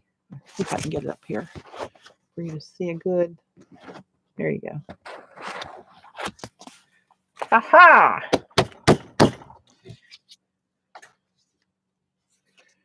Okay, let's. This one's really dark. I'm gonna put something light on this one. What are we gonna do? You know what? This stamp would probably look good on that again. With as dark as that is, maybe I'll try to roll 2 on there. I mean, stamp 2 of them on there.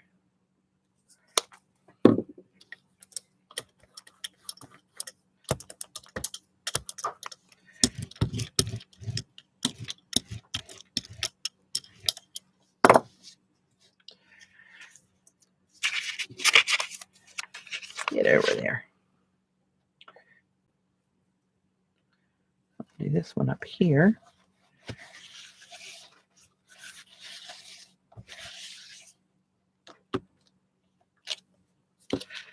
Oh, that's not really, I don't want to say dark, but not a really good image. Did I not get enough paint on there?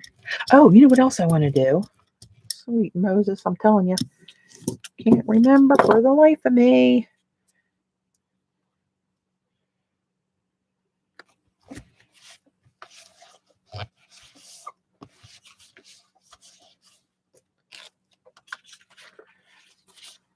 It's real faint, but she's on there. I wanted to, this one's darker. I forgot about my crackle roller. What the hell? Where to put my little cap? There it is. Excuse me. So I'll just crackle, keep my theme going here. Little bronze crackle. I'm going to spread that out with this and see what I can pick up here. I'm going to go up and down just on the edge. Go up and down this edge.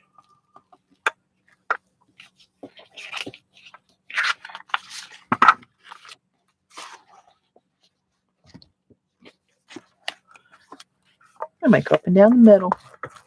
Just put something that'll be on the spine kind of thing. Middle-ish. Each page will get a little bit in the middle. That's not bad.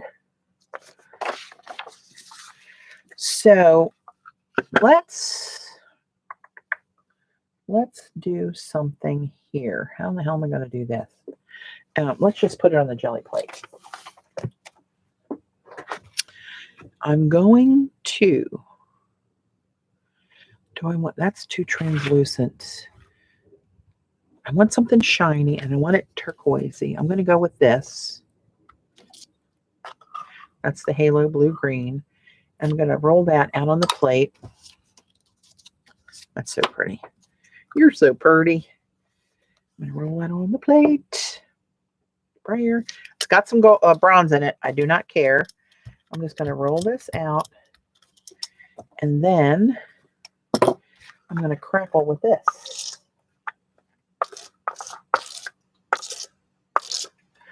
And see what that looks like. Where? Let's go down along the bottom. Oh, aren't you pretty?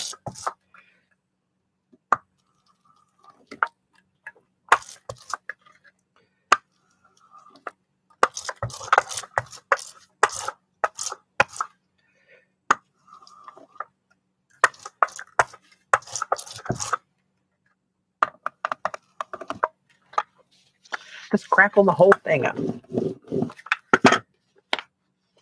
Down here, it almost looks two-toned. Well, not almost. It does look two-toned. I don't know if that's that paint or the bronze that was in there or what. Who knows? What else we got going on here? Oh, what's this one? Ooh, a light one.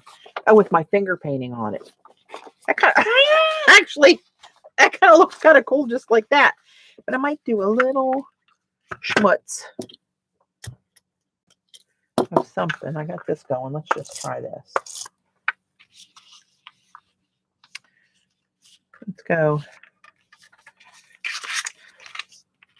Let's go down the edge. Oops, that didn't come out all the way. That's okay. I'm not a machine, people.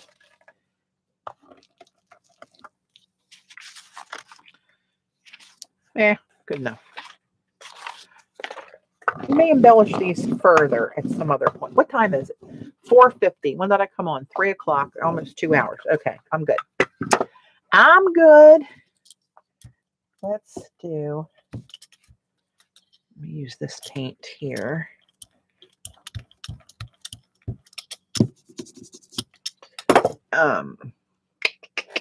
That's done. That's, oh, what's over here? This is the one that was really, really wet. Let's try. You know, I kind of like how this green came through there. I might not even do anything to that one. Change o' plans. This one, you know what? I'm not that wild about these marks. So what I'm going to do is take this thin layer and grab some of this and just go over it somewhere. Then this dark side here. A very thin little half-dried something to give it another layer. Actually, I like that. Just a little something else on that page. These guys are dry.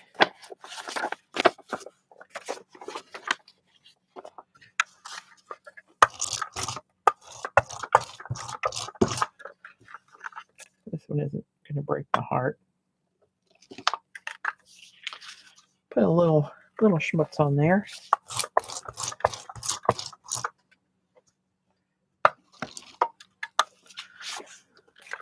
What's this? Oh, that's this one. That's got just that on it.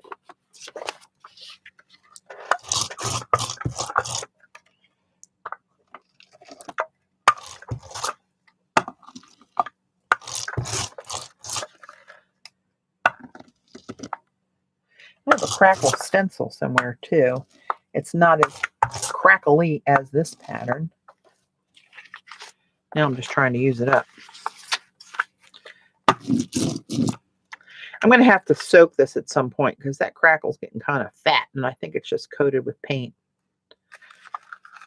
Years of abuse.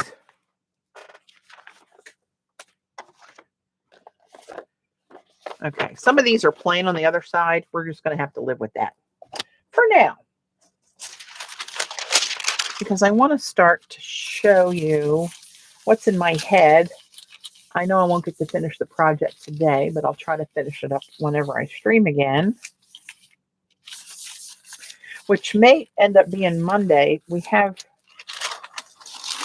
that cookout tomorrow, but we have we're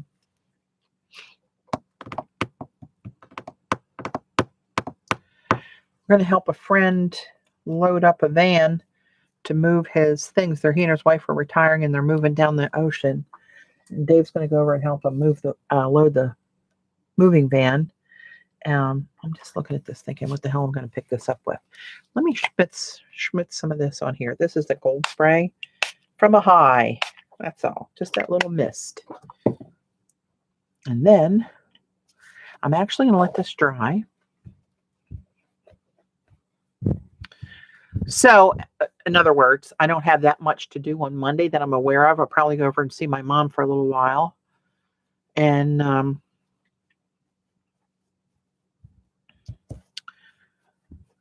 so I might be able to come back and finish this. I'll get right under the wire on May 31st for my May project.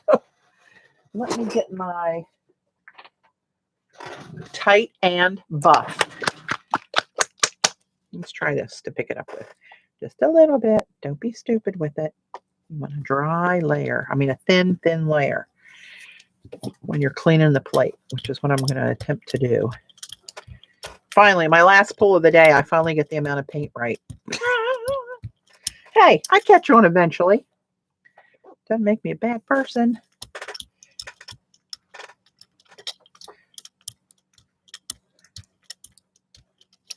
All right. This is stuck to the back of this. I'm going to have to peel that off of there. I'm going to take this because I tried to pick it up on Deli and I just got that little bit, but I'm just going to do that over here again.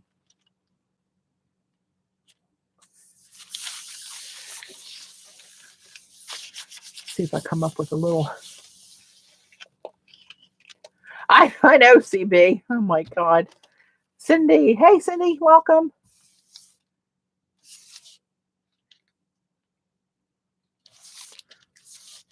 I'm trying to be on a roll again. It's hard getting back up on that horse. I haven't done anything other than last week, which was pretty much a disaster, but it got me over the hump. And, you know, I mean, not every day is a masterpiece. We all know that, but I was like sitting here like I was lost. Like I didn't know how to even think about doing something. Got my training wheels back on, but I'll get there.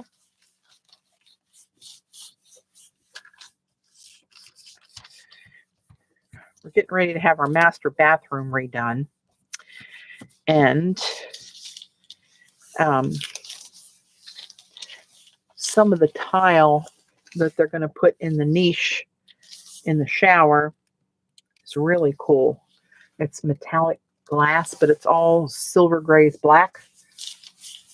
I'm trying to go with a gray white kind of theme. And I thought I order more than we'd need and maybe start to work that into a mosaic piece for the bathroom. So I might be getting the clay out again at some point and incorporating some of that leftover glass tile to make something in there. I don't know what. And I have a freestanding cabinet in there.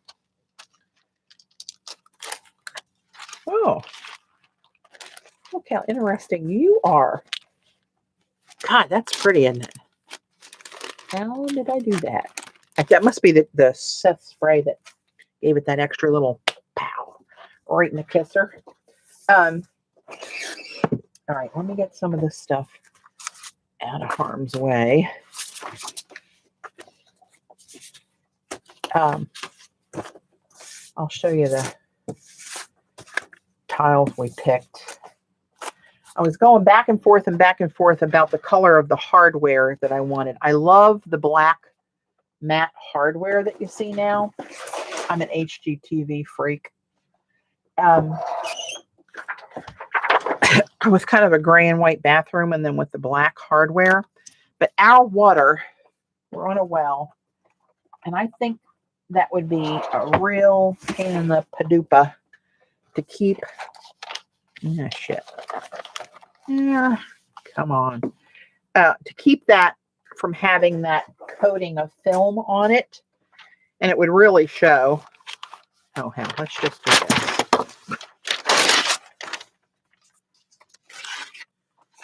Look how pretty you are. That's kind of a cool raggedy piece there, isn't it? Oh. I have too many cool pieces. You gotta go.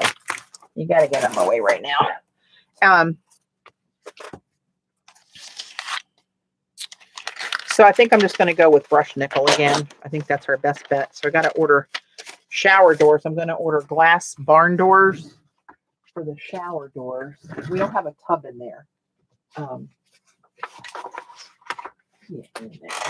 And we're going to get a larger vanity than we have. Dave did an extension to the house like the year before we met. And added a good bit. I mean, almost doubled the square feet size. But when he did the master bedroom, it was more of a bachelor bedroom, like not double sinks. If I'd have been here, we'd have gone 6 more feet out. And we'd have done something a little extra. But so we got to work in the footprint that we have. And I can't do this and talk to. I got to stop for a minute. So anyway, the tile that's going on the shower walls, I don't know if you guys are HGTV freaks, but I love the subway tiles that are handmade.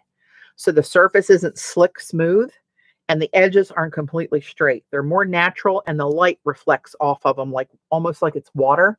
But these are all white, but they have a clear glaze on top of it that has a crackle to it. I'll show you. I show you. It's not, oh, there's the tick. Where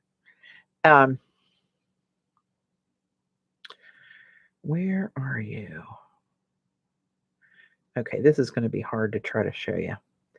But here are all the tiles together. So this, the long white rectangular one there, you're not going to be able to see it. But that's the subway. That's going to be the shower walls. This one with this basket weave kind of daisy pattern, I don't know what they called it. But the dark charcoal, that's the bathroom floor. The one with the hand on it, that's our floor. They're little 2x2s of gray and white. But this one is going to be in the niche with the glass in it. And it's got anywhere from silver to charcoal in there. It's got some, it's showing some blue and stuff, but it's reflecting off of the clothes we had on and the lights. So let me see if I can check. Here's kind of a blow up. It's got some brushed metal in there too, and silver. See, this one's like the brushed metal piece, and then it's glass with metallic under it. That's the floor. Dave actually picked this out, and it actually really looks good. It makes that niche pop, which is the accent piece. The vanities be white, the toilet's white, a mirror. Here's this tile. You'll never be able to see it on here. But you can see how the light's reflecting off of the uneven surface of that. You'll never see the crackles on there. Oh, yeah, you can. You can very, very faintly see it, but it's crackled. And here you can see where the grout lines aren't just perfect. They're perfectly imperfect, which I like. So the tiles that are in there now are, God, about the color of that handle with a mottled texture in them. And it's dark. And the room was painted like a darker turquoise. Love turquoise. It's too dark. It's everything in there sucks up the light. And so I want to try to make it brighter. These are the 2x2s. That's the shower floor. They're kind of a Carrera look, gray and white. So I think it'll be nice. Now we got to pick out the shower doors and the hardware, faucets, and all that stuff. Of course, one of the ones that I wanted, I was going to order online. They're now out of stock, and then they're like 3 months out. Come on. But I'm going to paint the walls a really pale baby gray, like a cool gray, not a warm gray. And that's what we're doing. So they'll probably start in a couple weeks. So we're trying to gather all the bits. We ordered all the tile. We got a fan, not an exhaust fan, and a light for the ceiling last night. I want to get a white cabinet. Oh, I started to tell you. I have a freestanding cabinet. See, I'm back again. I got it. Don't worry. I have a freestanding cabinet that we bought for extra storage. And I sent a picture. My friend Debbie refinishes furniture. I was like, what do I need to do to not totally screw this up? But this is basically the cabinet. It's painted, right? It's got a lot of drawers and 2 doors at the bottom. A big flat drawer, then 4 little ones on the side and 2 big ones on there. Right? It stands on these chubby little legs down at the bottom. You can see the tile there on the floor. Not a fan. But anyway, I saw on HGTV, one of the makeovers, they had a cabinet where they painted the whole thing black. And then they took a small kind of artist's round brush, it looked like, and with white paint covered it with little white tribal marks, dots and lines and X's and crosses and circles. And I mean, just all over, no rhyme or reason to the pattern. But it looked so cool because then it was mostly white with that little bit of black showing through it. So I'm trying to decide. I'm going to do something with it because this isn't going to match at all. And we do need the extra storage in there. So I'm going to either do that to it. I was going to do that if I did the black hardware.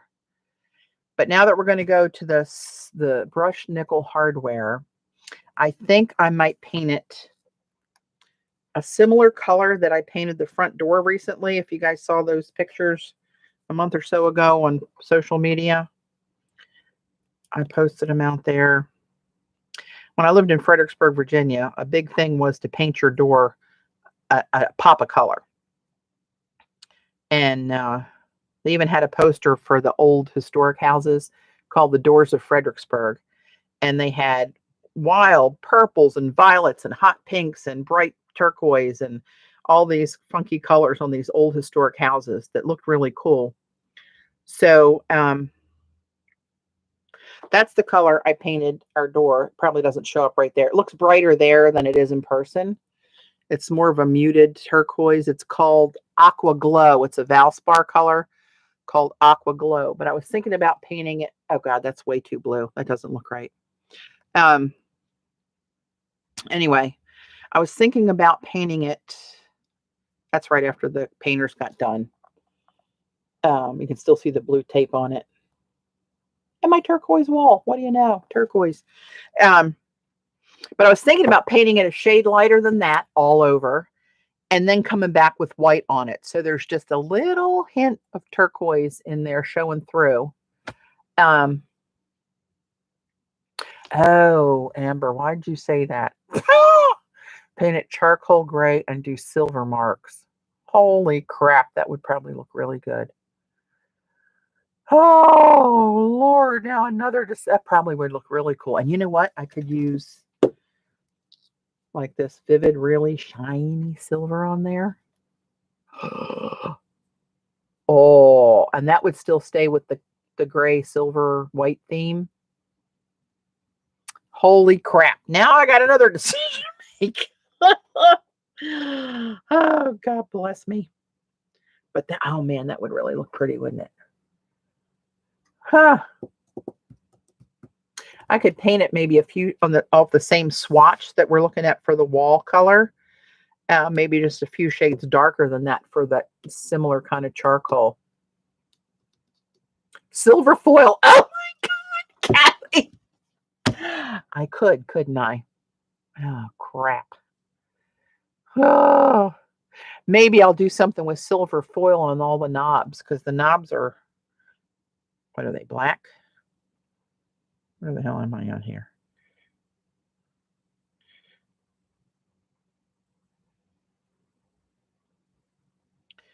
Yeah, I know they're black. I don't even have to look that one up. I know they're black. Gray must be the end decor color these days. Yeah, and I don't know how much longer we'll be in this house. But they had a really pretty tile at this one store. I don't think the color is going to show up on here, but it's got a greeny turquoise cast to it. That was just a little sample niche they had set aside, and that was really pretty. That really caught my eye. But I thought, you know, as much as I would love that color,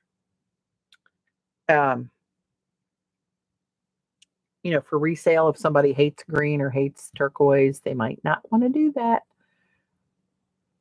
And I love the gray and white too. So, plus that was twice as much for the tile. So that talked me out of that real quick. Anywho, all right, let's get started. So I should have 1, 2, 3, 4, 5, 6, 7, 8, 9, 10, 11, 12, 13, 14, 15, 16, and that's how many prints. So we did them all. Wow, I can't believe I got all them done. I mean, some of them are real bleh, I'm plain like that. So let's see. If I want to cut off the white edges at a minimum. So let me start doing that. And then we'll see what the size is. Oh, Lord, Lord, I sat too long. Oh, what are you thinking?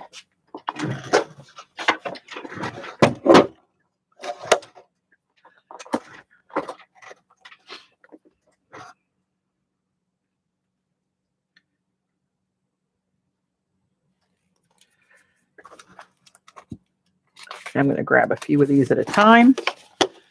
And I'm just going to trim.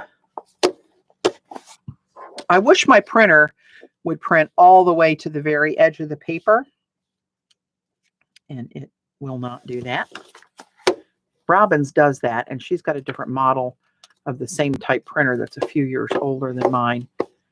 And hers does, and I love that. But apparently, mine does not have that capability. So I always have to deal with this. You know what? They're not going to stay stacked up right. Some of them are wrinkly and been wet.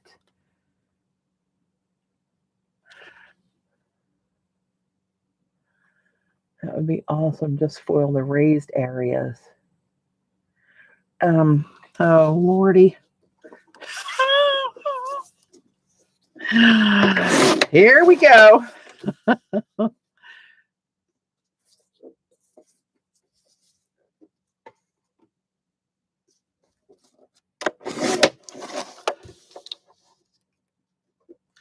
turn this light on so I can see through this edge.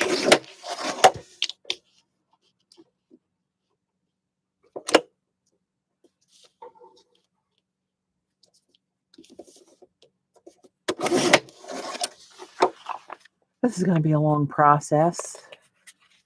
In photo, oh, you know what? Maybe I'll try that. Because I was always doing document for some reason. Maybe that's what it is, Joan. Look at you. Thank you. I'll have to try that. Maybe that's the ticket. Because I was thinking if it's a newer printer, you'd think I'd have more options, not less.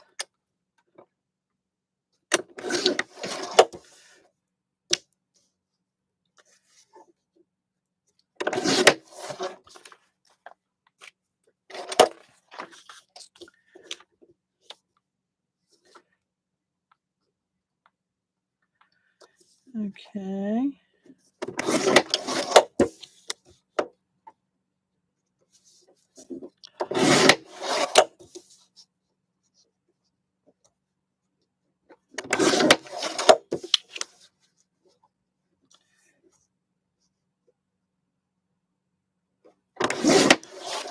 Oh, that's got a little sliver of white on there. You know these aren't all going to come out exactly the same. You know, right? You know that already. Do I have to warn anybody in advance? That's still one. All right, I'm going to have to chop you off of there, whether you like it or not. There we go. Got a little on here. What the hell am I doing? There we go. Luckily, this cuts off. Now, see how much nicer that looks with it? It's just all to the edge. Doesn't it really takes away from it, doesn't it? Look. I mean, unless you're doing a watercolor and you want that white edge, you know, but that's not what it is. I don't like that better. I'm going to have to experiment with that.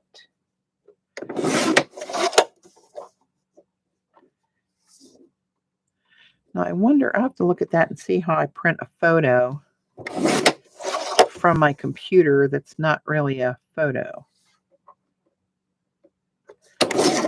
It's not necessarily a JPEG file.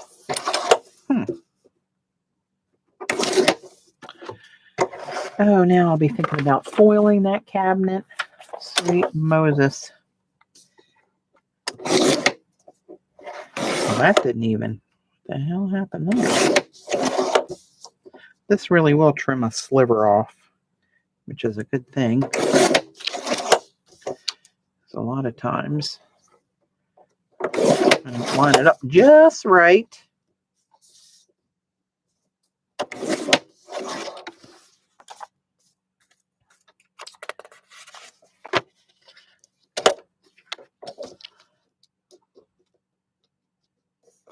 So I'm going to measure, whoops, look at that crooked edge there. That ain't right.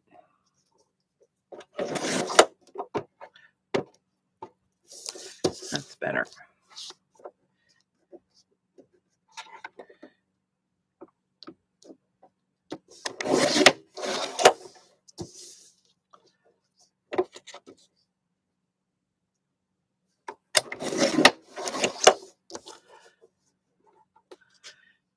We had Dave's stepson come over last Sunday, him and his wife and kids, and they brought their black lab puppy named Sully over to play with Oakley.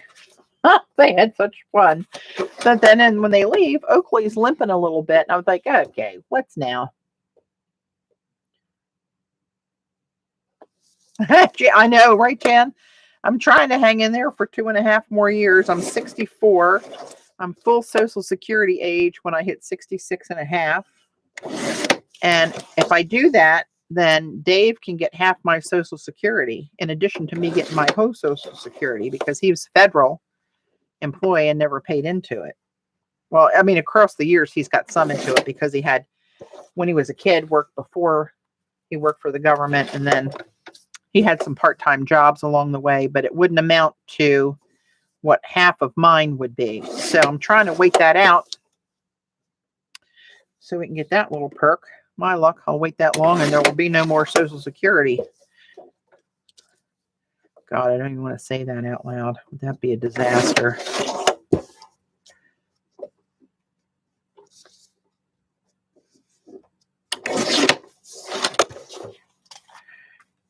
I like these much better without the...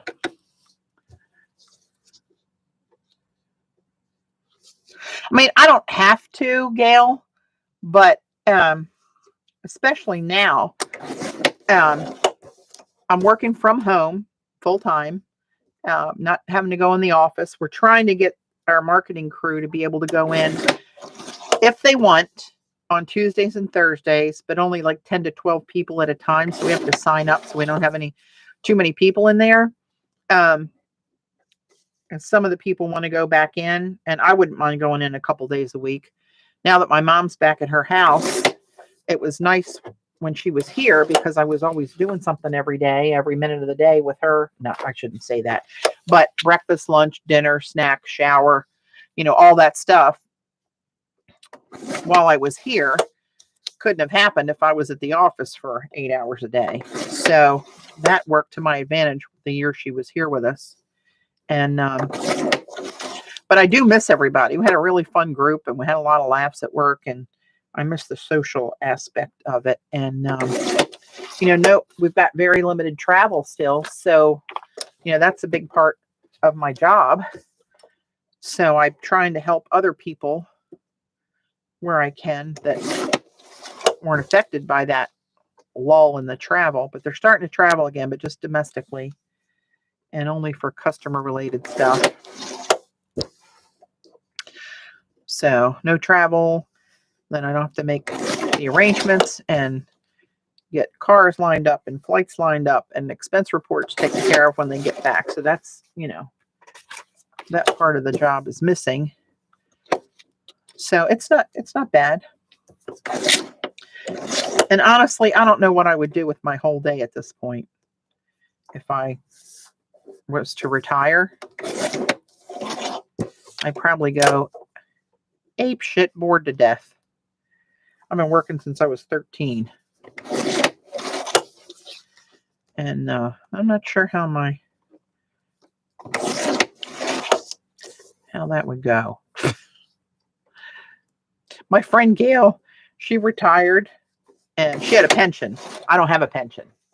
So that's another thing. Mine's my 401k. And Social Security is my retirement. And she had her 401k and her pension, which actually, the way the company worked it, where she works, is they reduce it when you start drawing Social Security or when you're old enough to draw Social Security. I don't know. But anyway, ever since she retired, she had a secret or top secret clearance. So she's doing escorting. Not that kind. But because of her clearance, she can go back to who she worked for, and they have contractors in all the time doing different kind of work that need to be escorted in the areas that require a clearance. And somebody with a clearance has to be there, give them access, lock up, all that stuff. So she's making really good money for what's part-time work. And most of the weeks she was even working overtime. So she was, got her pension and making almost what she was making when she was working on top of it. So she had a whole double dip thing going there. And hasn't taken her Social Security yet. But I mean, there's all different people have all different kind of plans and deals and stuff. I always told Dave, I said, man, I wish I would have known you when I was 20 and could have gone to work where you are and have your pension. Our financial guy always tells us, he said, I hope you know that you got the best pension that exists anymore, because they stopped, I forget what it calls. One is FERS and one was, I don't know, simple for the federal government. There's another plan. Dave got in on the old plan. The new plan's a little bit different with what they get of their salary after they retire. But anyway, I'm just babbling. Okay, that's done. So now, I'm not going to put this away yet. I want to measure how big these rascals are. Hopefully they're somewhat close in size. Okay, so let's see. Just give me one because I can't do this.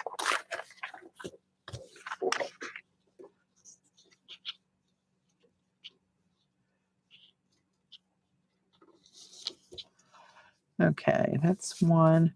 So that's 11. I got to write this down because it's not going to stick in my little head. Where's my pencil? Where are you? It doesn't matter. It can be a pen. Here we go.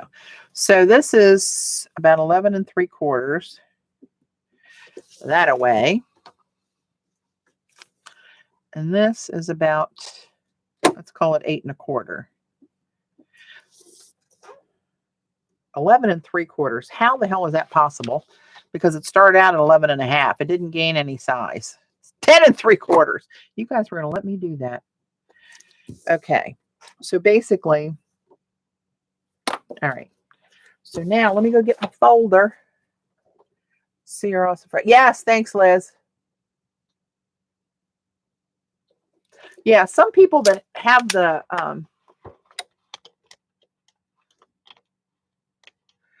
I don't know which one is the older one. I don't know which one Dave has, but whichever one is older, the guys that have the other ones always argue, saying that it basically comes out to about the same amount of money they paid into Social Security, and but they get less of a percent of their salary when they retire. Where Dave didn't pay into Social Security, but gets a bigger percent of when so he'll have 41 years in October. Is it 40 or 41? I think it's 40. And they get 2% per year of employment. So he'd get 80% of his current salary. They take the top 3 years of salary and average those, and he'd get 80% of that forever. So that's why it's such a really killer plan. Hey, Janice. I said, if only I'd have known and paid attention when they came to recruit at my high school. I'm going to walk away, go get my folder, see how that dried up.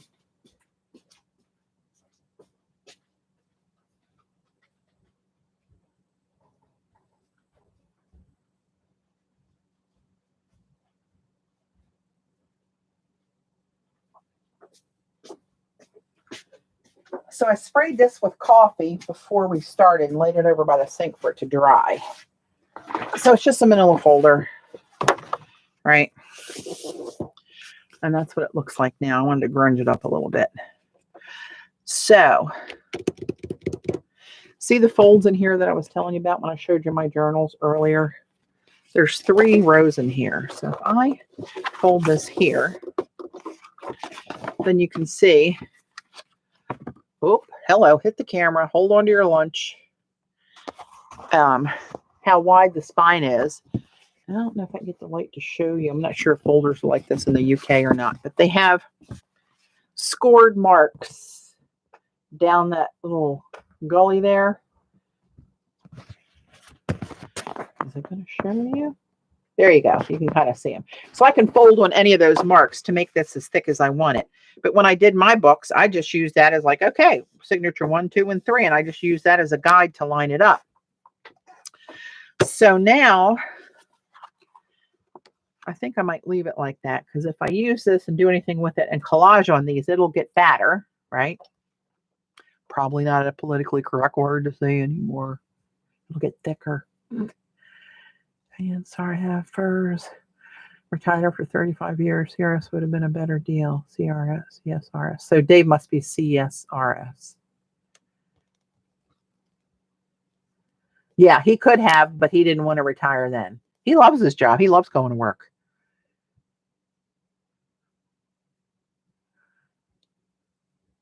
Yeah, he'll get a little bit more if he goes after 40 years, but it's diminished with the percent, I think. But the benefit of him going longer into 41 years as that his top 3 that they average will be higher because every year with his raises, it goes up, right? So his top 3 would be another big top 3 on it. He does. He's a working fool. So now I would love to be able to keep these, but I can't. So if the pages, okay, so now, hang on. Now I got to shut up and get serious. So let me fold this.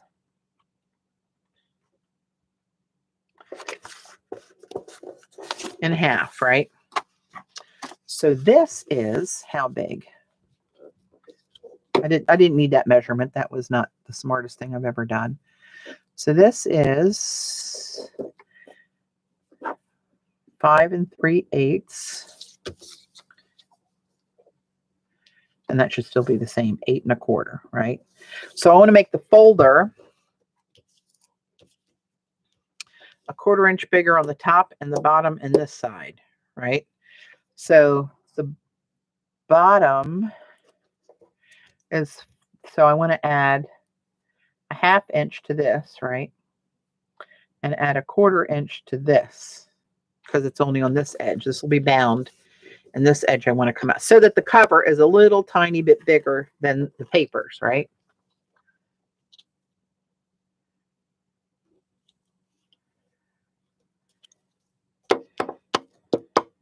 Am I thinking about that right? So 3/8, 4/8. So this needs to be 5 7/8, right? I'm just going to make it 6 inches. We'll make that 6. And this should be 8 1/2. Right?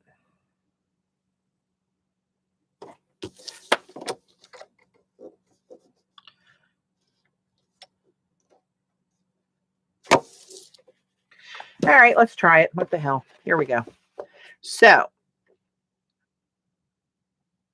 from this edge, I got to go that way 6 inches, right? That's what we said. Here comes the crucial part because I only got 1 coffee stain dry folder. So there's 6 inches, right? So 6 from this edge of the spine out to here. Am I right? We're going to assume so. Let's make a bold move, people. So this one, I need to go 6 inches from there. Make sure that's lined up. And there, right? And now, I hate this on there. Something going to get collage right there.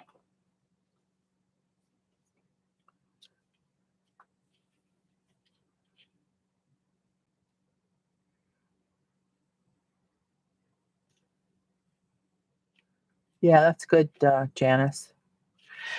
I know some of that. I mean, I never have had a job with it. Well, it wasn't my first job, but one of my old jobs that I had in the late 70s to mid 80s, I worked for Joseph E. Seagram, and they had a pension. So actually, one of the girls that I used to work with there said, you ought to, when you retire, or get of age, you ought to contact them and see if you even, if you get $100 or $150 a month out of it, maybe you'll get something out of it. Maybe might just do that. 8 1/2. 8 1/2. Let's assume that's going to work. It's done, people. So let's see. Let's get one of these in here. Oh, that's good. Ha! Okay. I still got something going on upstairs. Just a little tiny bit. Enough to get me through that. That's all I ask for. Okay. Maybe I'll save these little. Well, that's not much, but maybe I can make a pocket or something out of this in there. We'll see. I'll put these off to the side. Okay, so now I have 16 pages. So I'll do 3 of 5 and use one for something else. So I only have a few of these light ones. I want to kind of mingle them in. So this is similar and that's similar. That's got the symbols on it. Another light one. This.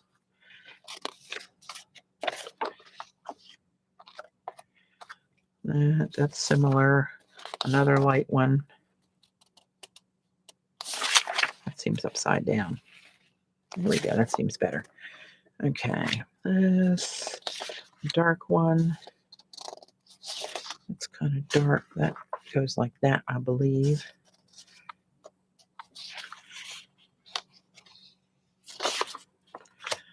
That, and the symbols. Okay. So what I'm trying to do is to figure out how to mingle these so that I don't have all four of these bunched together. You dig?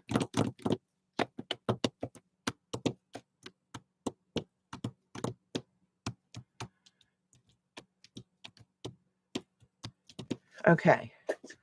Oh, and here's one. So these are the symbol ones. Okay, so I got four of those. 1, 2, 3, 4, 5, 6, 7, 8 of those. That screws up my gazintas. 1, 2, 3, 4 of those. 8 and 4 and 4. 8 and 8, 16. Okay. So I need to get rid of one to make even. This one's not wowing me. What's on the back? Probably something gorgeous. Oh, that's kind of cool though.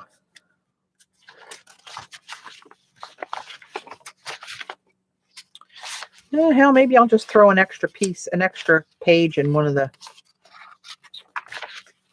I'll just make one that's got. I'll make the middle signature have 6 pages instead of 5. So let's go with one of these. Let's put one of these on the front. I'm trying to think of what's going to be on the front of one of the signatures when I fold these like this. I want it to be pretty. So let's use this one there. And then if I do something like that there, look, that's got a lot of white on it still, but that's okay. It's just going to have to because that's the size of the jelly plate. We're going to have to suck it up. So I don't want necessarily blue right there. Let's maybe put that there. And let's put a light one in there. 3.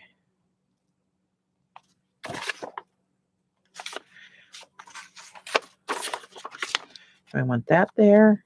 So I'm trying to think about when these open up, how they're going to look. Let's do that. 1, 2, 3. 3.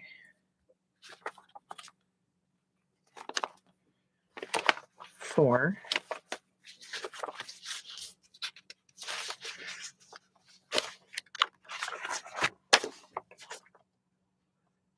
5. All right. I think that's okay. So this one, I want something else pretty on there. Let's do this. So that'll fold open like that. And that's kind of crazy in there. Maybe that would be an interesting spread or not. Doesn't matter at this point. So that, one of the light ones. And now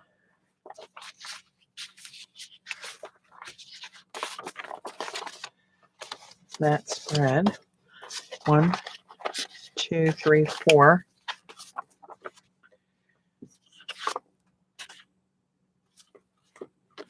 5. That's another one.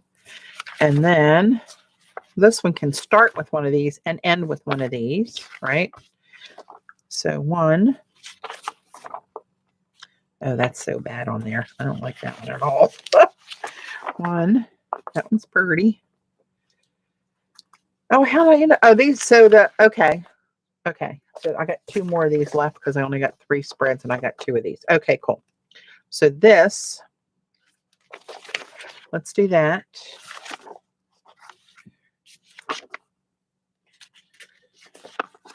Sorry, I'm not looking at chat right now. that.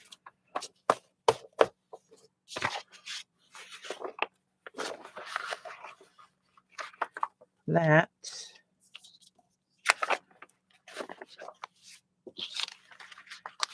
That. And that. Okay, so let's make this.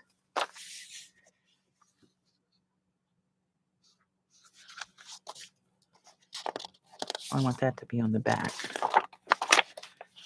Put that there and put this. Am I thinking about that right?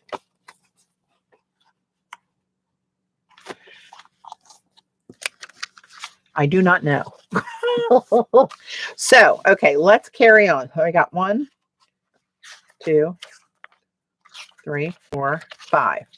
So I'm going to fold all these.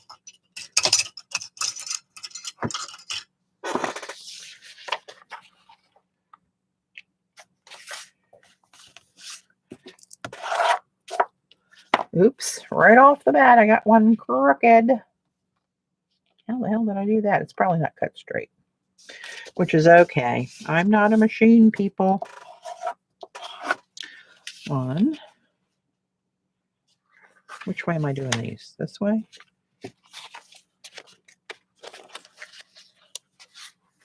That way or this way? This way.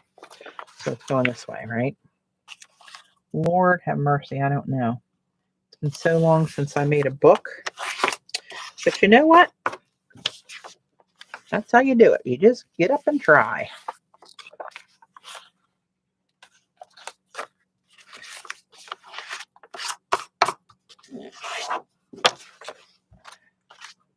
You know what, Allie? I did that before, but I never seem to get them right. They like the ones on the outside. If you take them apart, they got a crease in them a little bit off because of the thickness. Well, and you know what? And then I was using cardstock, so that might have had something to do with that. Actually, here's that Distress Oxide spray after it dried, and you can see the different colors it kind of broke out into. Groovy. Actually, did I want that one like that? And this one like that? Who the hell knows? And at the end of the day, does it really matter?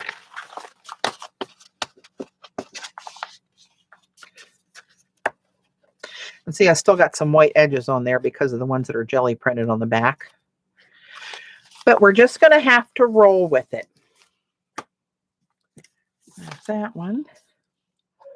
Let's do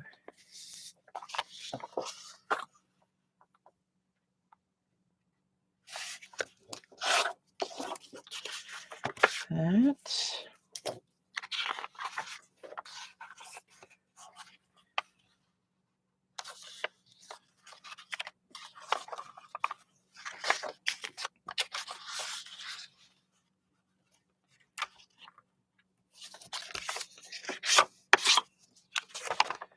That.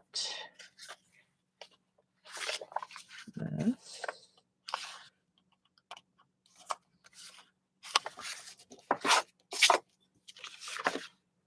That's cool because this same paint is in this one here, so that'll lay against that.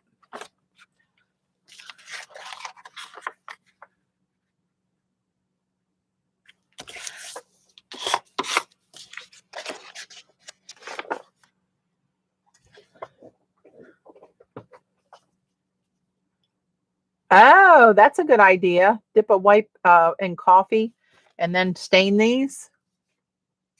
See? That's why I keep you people around. I'm telling you.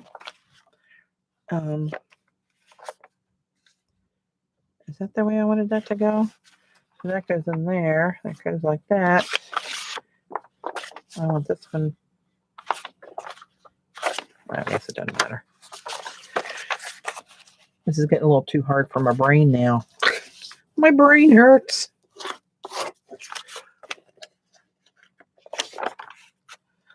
Yes, I love this one.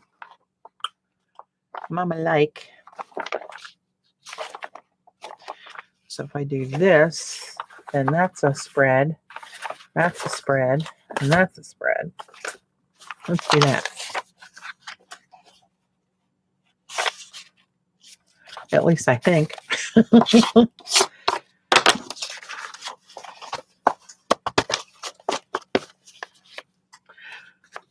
I should have clips somewhere. I'm trying to think of where they might be. Somewhere in the clip department.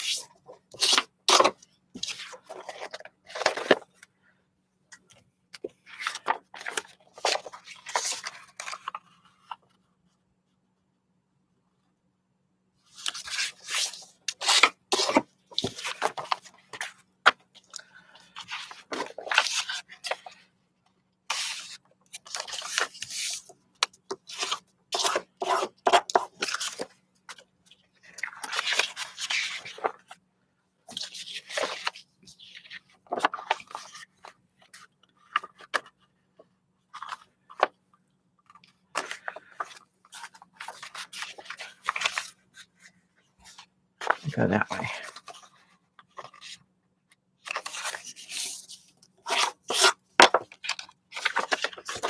I think as I work on these, I'll do that with the coffee staining on each page. Hey, Donna, thank you. Okay, so now let me find my bookbinding essentials. This and this. I think my needles are in there. This may do it. Black wax thread and all. And I believe in my hand, these containers are so good for so many art things. We burned through some airborne. Of course, now why is this? Something is jammed in there. What seems to be the problem? How might I get that unjammed? I think they're... There we go.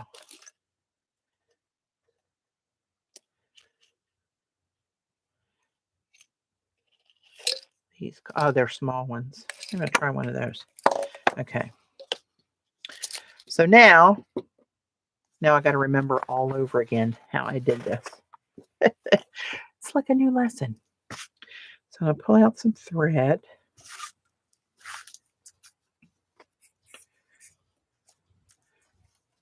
I just go about 3 times the length of the spine. Don't ask me why. That's just what I do. Thread my needle.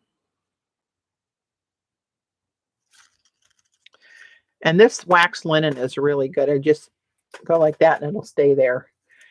I won't have to worry about it. So where might I have clips? You'd think they'd be the good stuff, wouldn't you? And yet, oh, I can use these maybe. Perhaps I can use those. Not really. Oh, wow. What the hell is that? That's dangerous. That's what that is.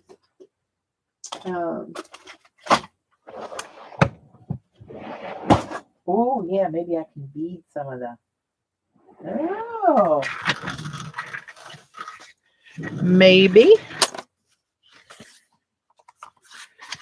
All right.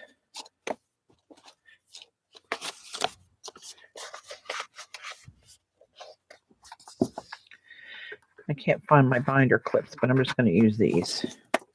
I'll go one that way, and I'll go one this way. I'm going to do 3 holes.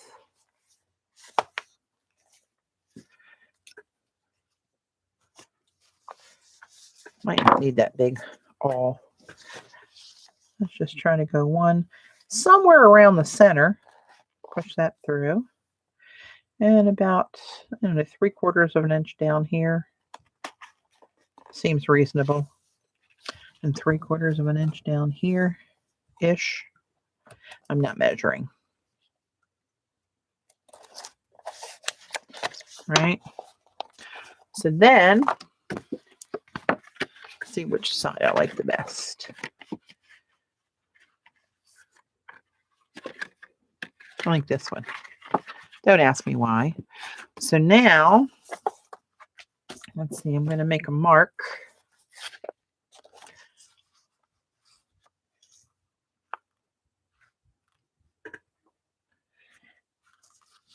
Can I use that as a guide? Is it going to come out? Will it work?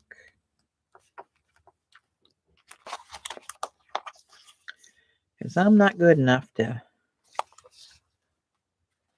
get all this right the first time. Nope, that's not going to work. But I want to put, oh, I can just do it this way. Hello, don't overthink it. So I go right in the middle of that lane there,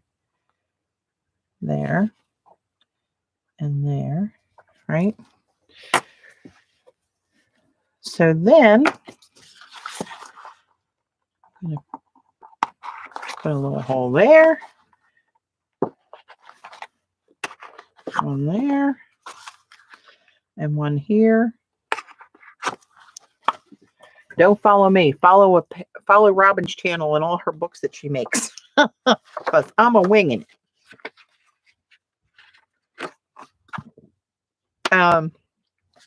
So now this is what I got to think about.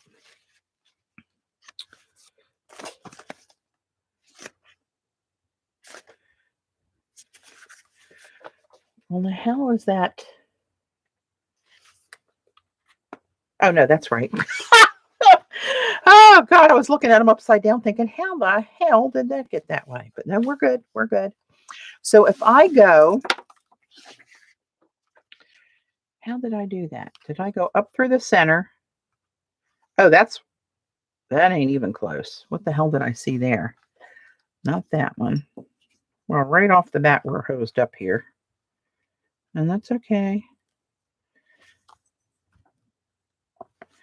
That center. Let's ignore the one I punched in there previously. I don't know where the hell I saw that. So now I got to think about this. If I come up through the center and then down here and then all the way down and up through there and back through the center, then I'll have a tail. I think that's right. We're going to do it. What the hell? So I'm going to go, what'd I say? Through the center. You can do it any kind of way. You just need to attach the pages to the cover. We don't have to be fancy schmancy here because I just don't do fancy schmancy. I mostly do what's not to do.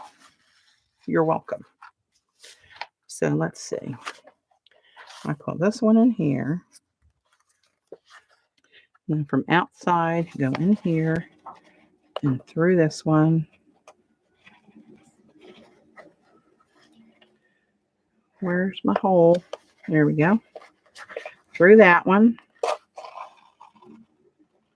Am I going to end up the wrong way now? Oh, that's not going to do it right, is it? Because if I go in here and back through the middle, my tails are on the inside. So I got to start backwards from where I was, right? So I got to start outside of the middle hole, right? If you see me going wrong, out through the center hole. That's what I did the first time, isn't it?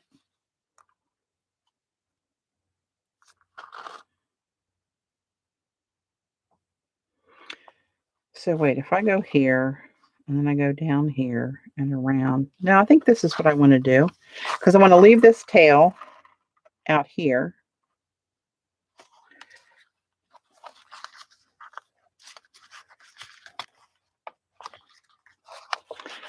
Anybody beginning in this stuff, I will screw them totally up. So I go here and then go down here in this one. Because I want my tails on the outside because I'm going to put some beads on there. And you got to always tighten this up. And then go back out here. That's what I wanted to do. Try not to split the thread. Go beside it if you can. There we go. So that one's in. And I'm going to tie this. And for what I'm doing, that one good knot right there will hold that forever. Right? So there's that one. And then I'll put some beads on these and yeah, that's what I'm going to do. So now let's do a hole here and a hole here and a hole here. We'll do all three. I'll just punch them all while I'm at it.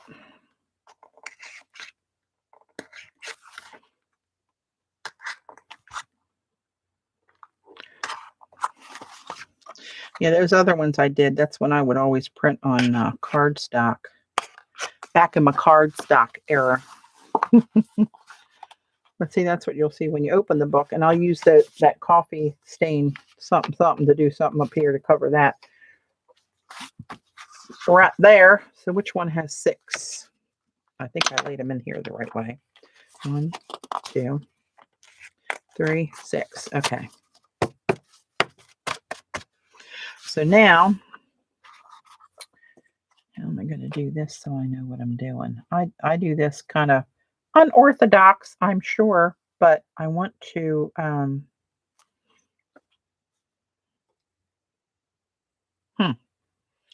how am I going to know how to do that from the inside? Am I good enough? Oh, let me clip them before I got a total disaster. Ah!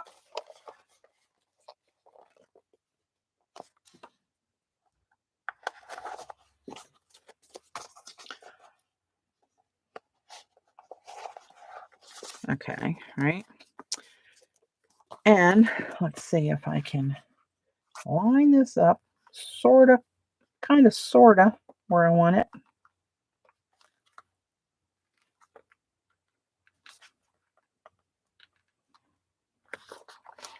Now, can I feel where that's going to come through there?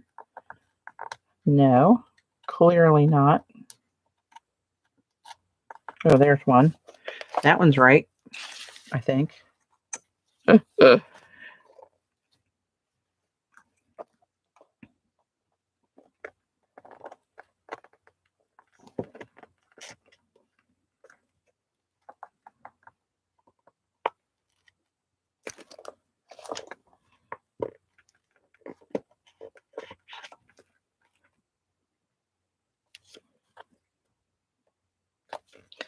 Sorry, not looking at chat right now.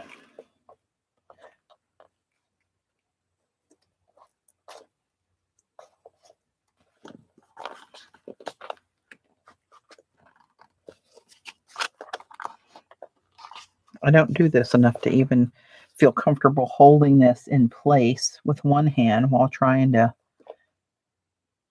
smash through this with the other. All right, we're going to assume that's close enough. Oh, I like assumptions. So this one goes this way. Does it not? Yes, it goes this way. That's the back. This is the front. This one goes in here. Okay. There we go. 1, 2, 3-ish. Oh, so I love these big eyes on these needles. That saves us a whole lot as I said that. Now this one's, there we go.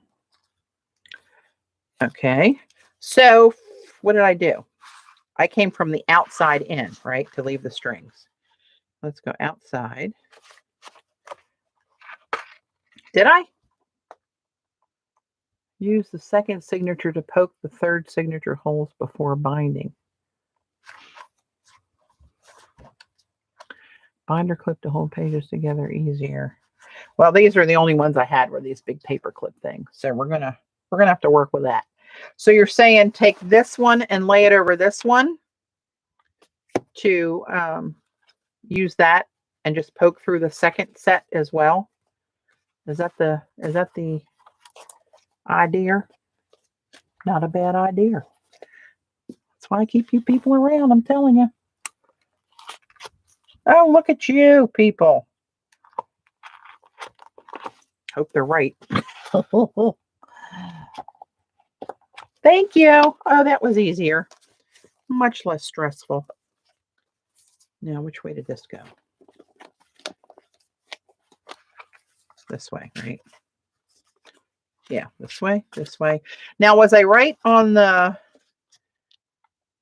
Yeah, because I got to leave a tail, right? Okay. I think. Let's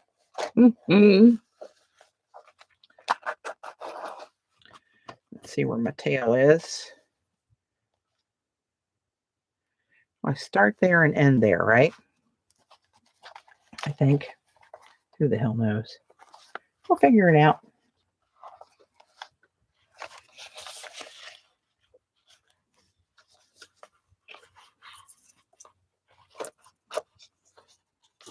There, and then I went all the way down. All right, go in there and up through here. Ow, not the finger. Oops, that's the wrong. Hang on, hang on. There we go. I'm in the wrong. I'm going to be in the center one. Be patient, my friends. And this.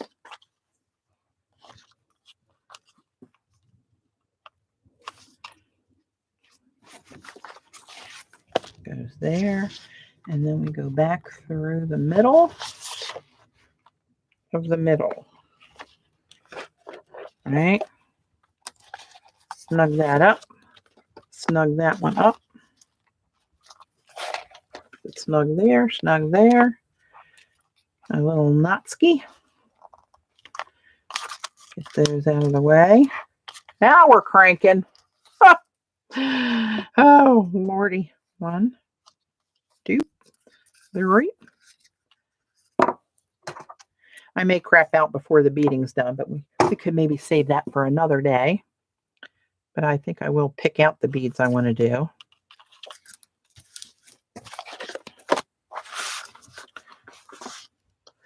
So, did I want to go this way?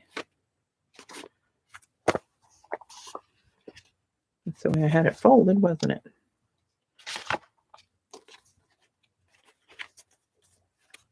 I don't think it matters. I don't think it matters.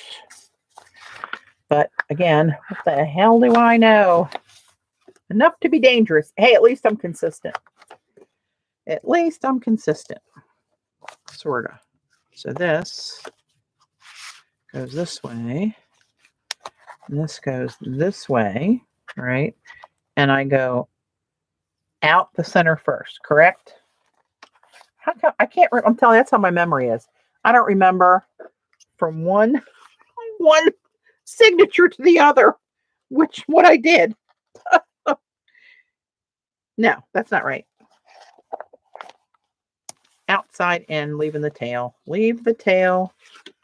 Leave the tail.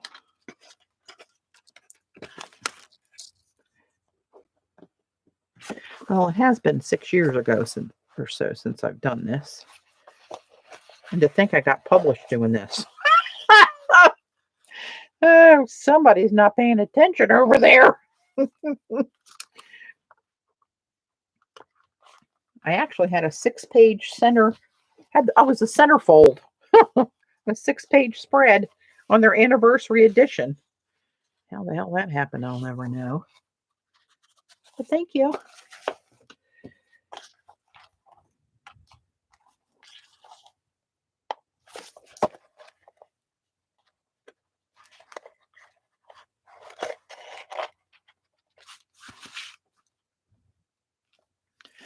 Now back out through the middle. There we go.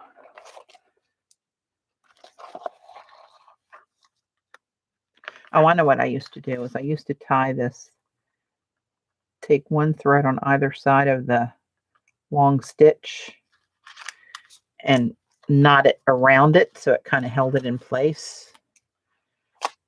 Right, see what I mean? Like this this long stitch is now between the two tail threads there, and then that will kind of hold it in place. Did I do that on the other ones? Who knows? I don't think I did. I did not. Get it? I did not. But I can on a second wrap. I'll just do this. I'll just shove this under here. No one will be the wiser.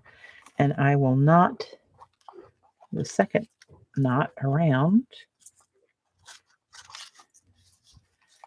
that one. I didn't do that one either. See, it's coming back to me, but a little too late. That's okay.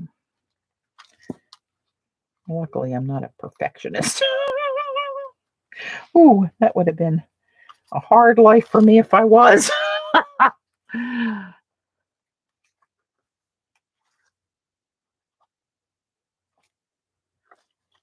There we go. Now I got them all. So there's my tails. Let me put, where's my, here. Put this back in here before I impale myself. All right, that goes there. Let's put a cork in it. Right there, there. So, take my clippies off. Do a quick flip through.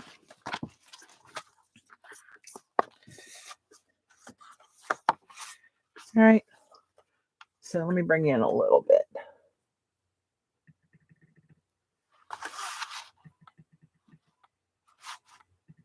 There we go. So here we go. Not so good, but we're going to do work over top of that. All right. All these ones that look kind of crappy, we're going to stain the edges and we're going to add to them. These are just a starter place. Actually, the article that the one I called the journals were Jelly Jumpstart journals. So they were just a place to start journaling on. You see all that nice bronze in there with the Robyn stencil. All right, here's another spread, crackle spread, turquoise spread, and here it goes into the next signature.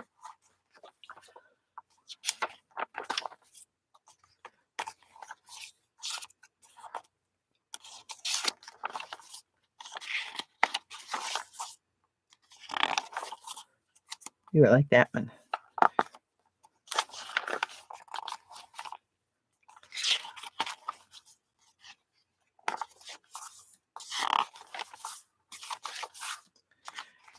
And that, the last one.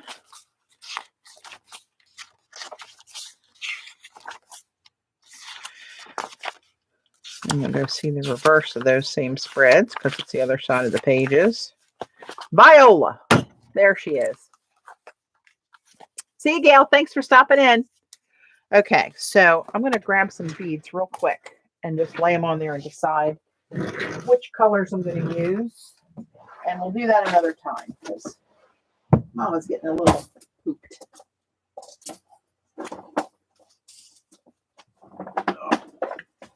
Oops.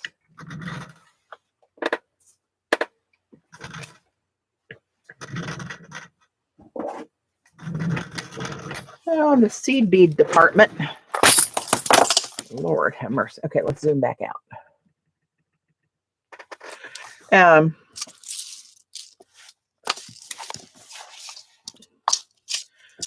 Little copper ones and turquoises, maybe. These are kind of cool. They're kind of like a raccoon look to them, and that kind of, I like that. Oh, these are cool too. They're the same. And you know what? Look at these three. I love those. They're square beads, and they all have like almost a color shift to them. I like those a lot. Let's see, what else do I have in here? Oh, and here's this set. They're kind of interesting.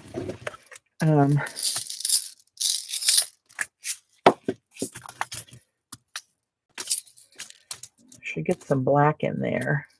Do I want gold instead of that rose gold? Yes. Yes, I do. A little slash is okay, but I don't want it.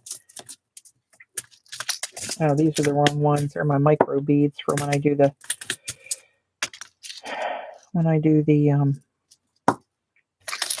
polymer clay.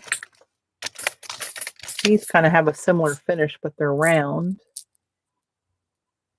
So I'm going to put them in that pile.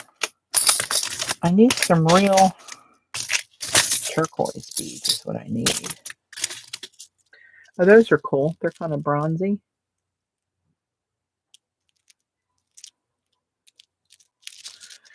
Throw them in the pile.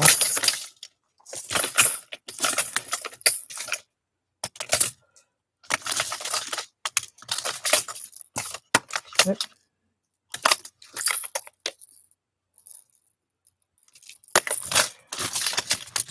And I don't need to make this a beading extravaganza by any means, but let me see what I have.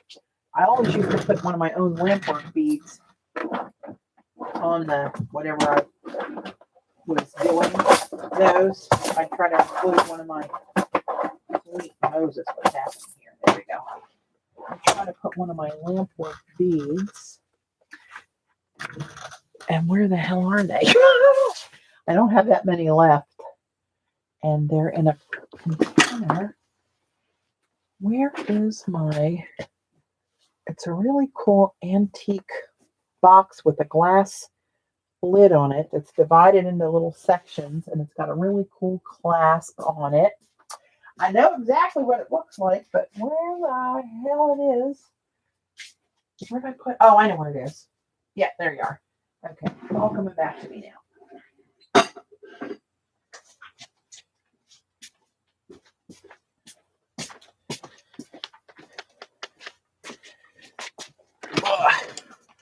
Okay, so here's the container.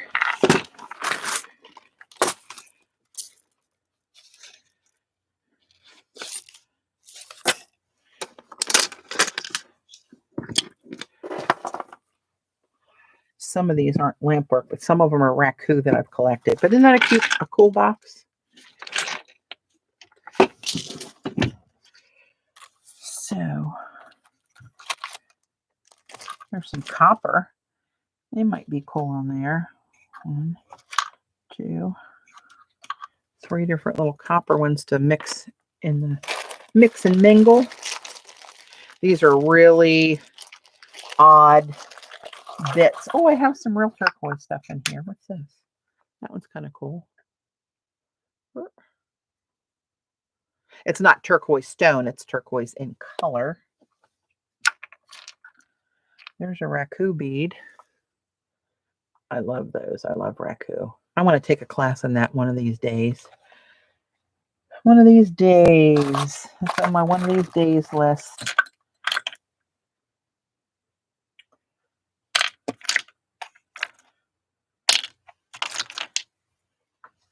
That's a that's a disc bead I was trying to make where you can see where the mandrel goes through the middle. So you're holding the mandrel like this and wrapping a glass, melting the glass and wrapping it. And as you twist the mandrel, wrap a layer of glass and then it change colors and melt another layer of glass. It gets a little wonky because wasn't that good, but that's what one of these beads are. But it's kind of awkward with that center being that deep. Oh, what's this? That one's kind of raku-y, but that's a glass one that I did. Maybe.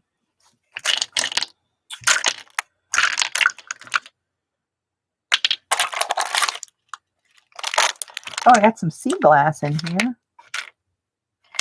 Maybe a little bit of sea glass on one of them.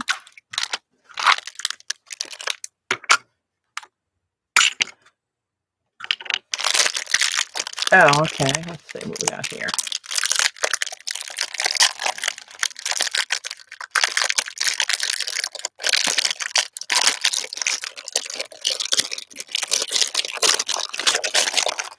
So these I must have had pulled out for a project or for something. Here's another one of those disc ones. That one is a little better. But some of them, not so much. That's okay. That's okay. Like these have a little silver burnt in them. You can see the little speckles of silver. Oh, I always like these. That's a glass, this ivory colored glass that's in the center of the bead. And this particular brand of black, that was a tiny, they call them stringers. It was a piece of glass about the size of this thread. And you'd melt it on and it would web. It would cause that webbing effect. I always like those. And both of those types of glass were really cheap. So that was amazing. Here's a glittery raccoon one. I put you out there. Well, these are going to roll. I got two of those. Here's another round raccoon one.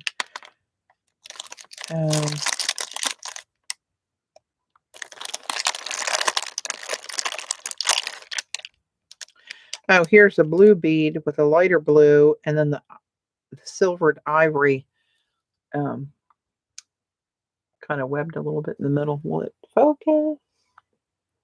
Oops, started to. Come on. Now I look at these and I want to make glass again, and I sold all my stuff. Because I thought, I'll never do that again. That's crazy. Oh, here's a bunch of these that had the purple and black and ivory in it. Apparently I had some intention to use these as a set.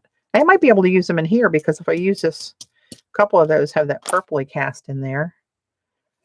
We'll see. Here's some cabochons I was doing to try to set in silver to make a ring out of or whatever. Never worked out. But that's okay. All right, so I'm going to put these back in here.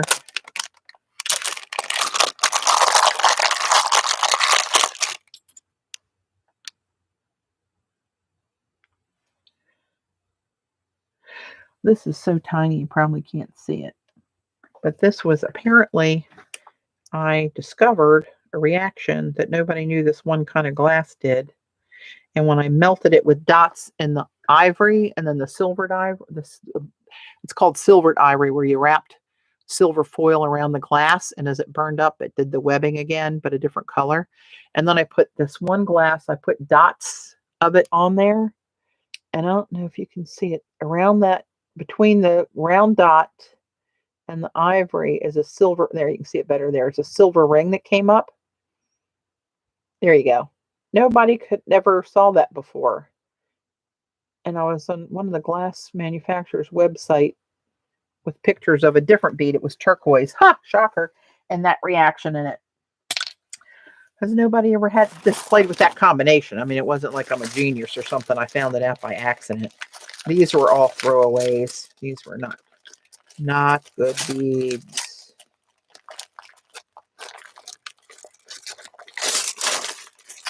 And I don't see anything in there that I really need to use. Okay. All right, good enough. We got some choices. So put these away. We don't need any pink in there. All right, kids. This was a marathon. What time is it? 3 hours and 15 minutes. So we'll do something with this stuff somehow, some way. I'm not going to put a pattern on each one. I'm just going to do it kind of, scattered beads on each one of the long. I'm going to cut them, but I'll leave them long while I'm threading them to see what I need to do. Anyway, that's where we landed. Oh, God.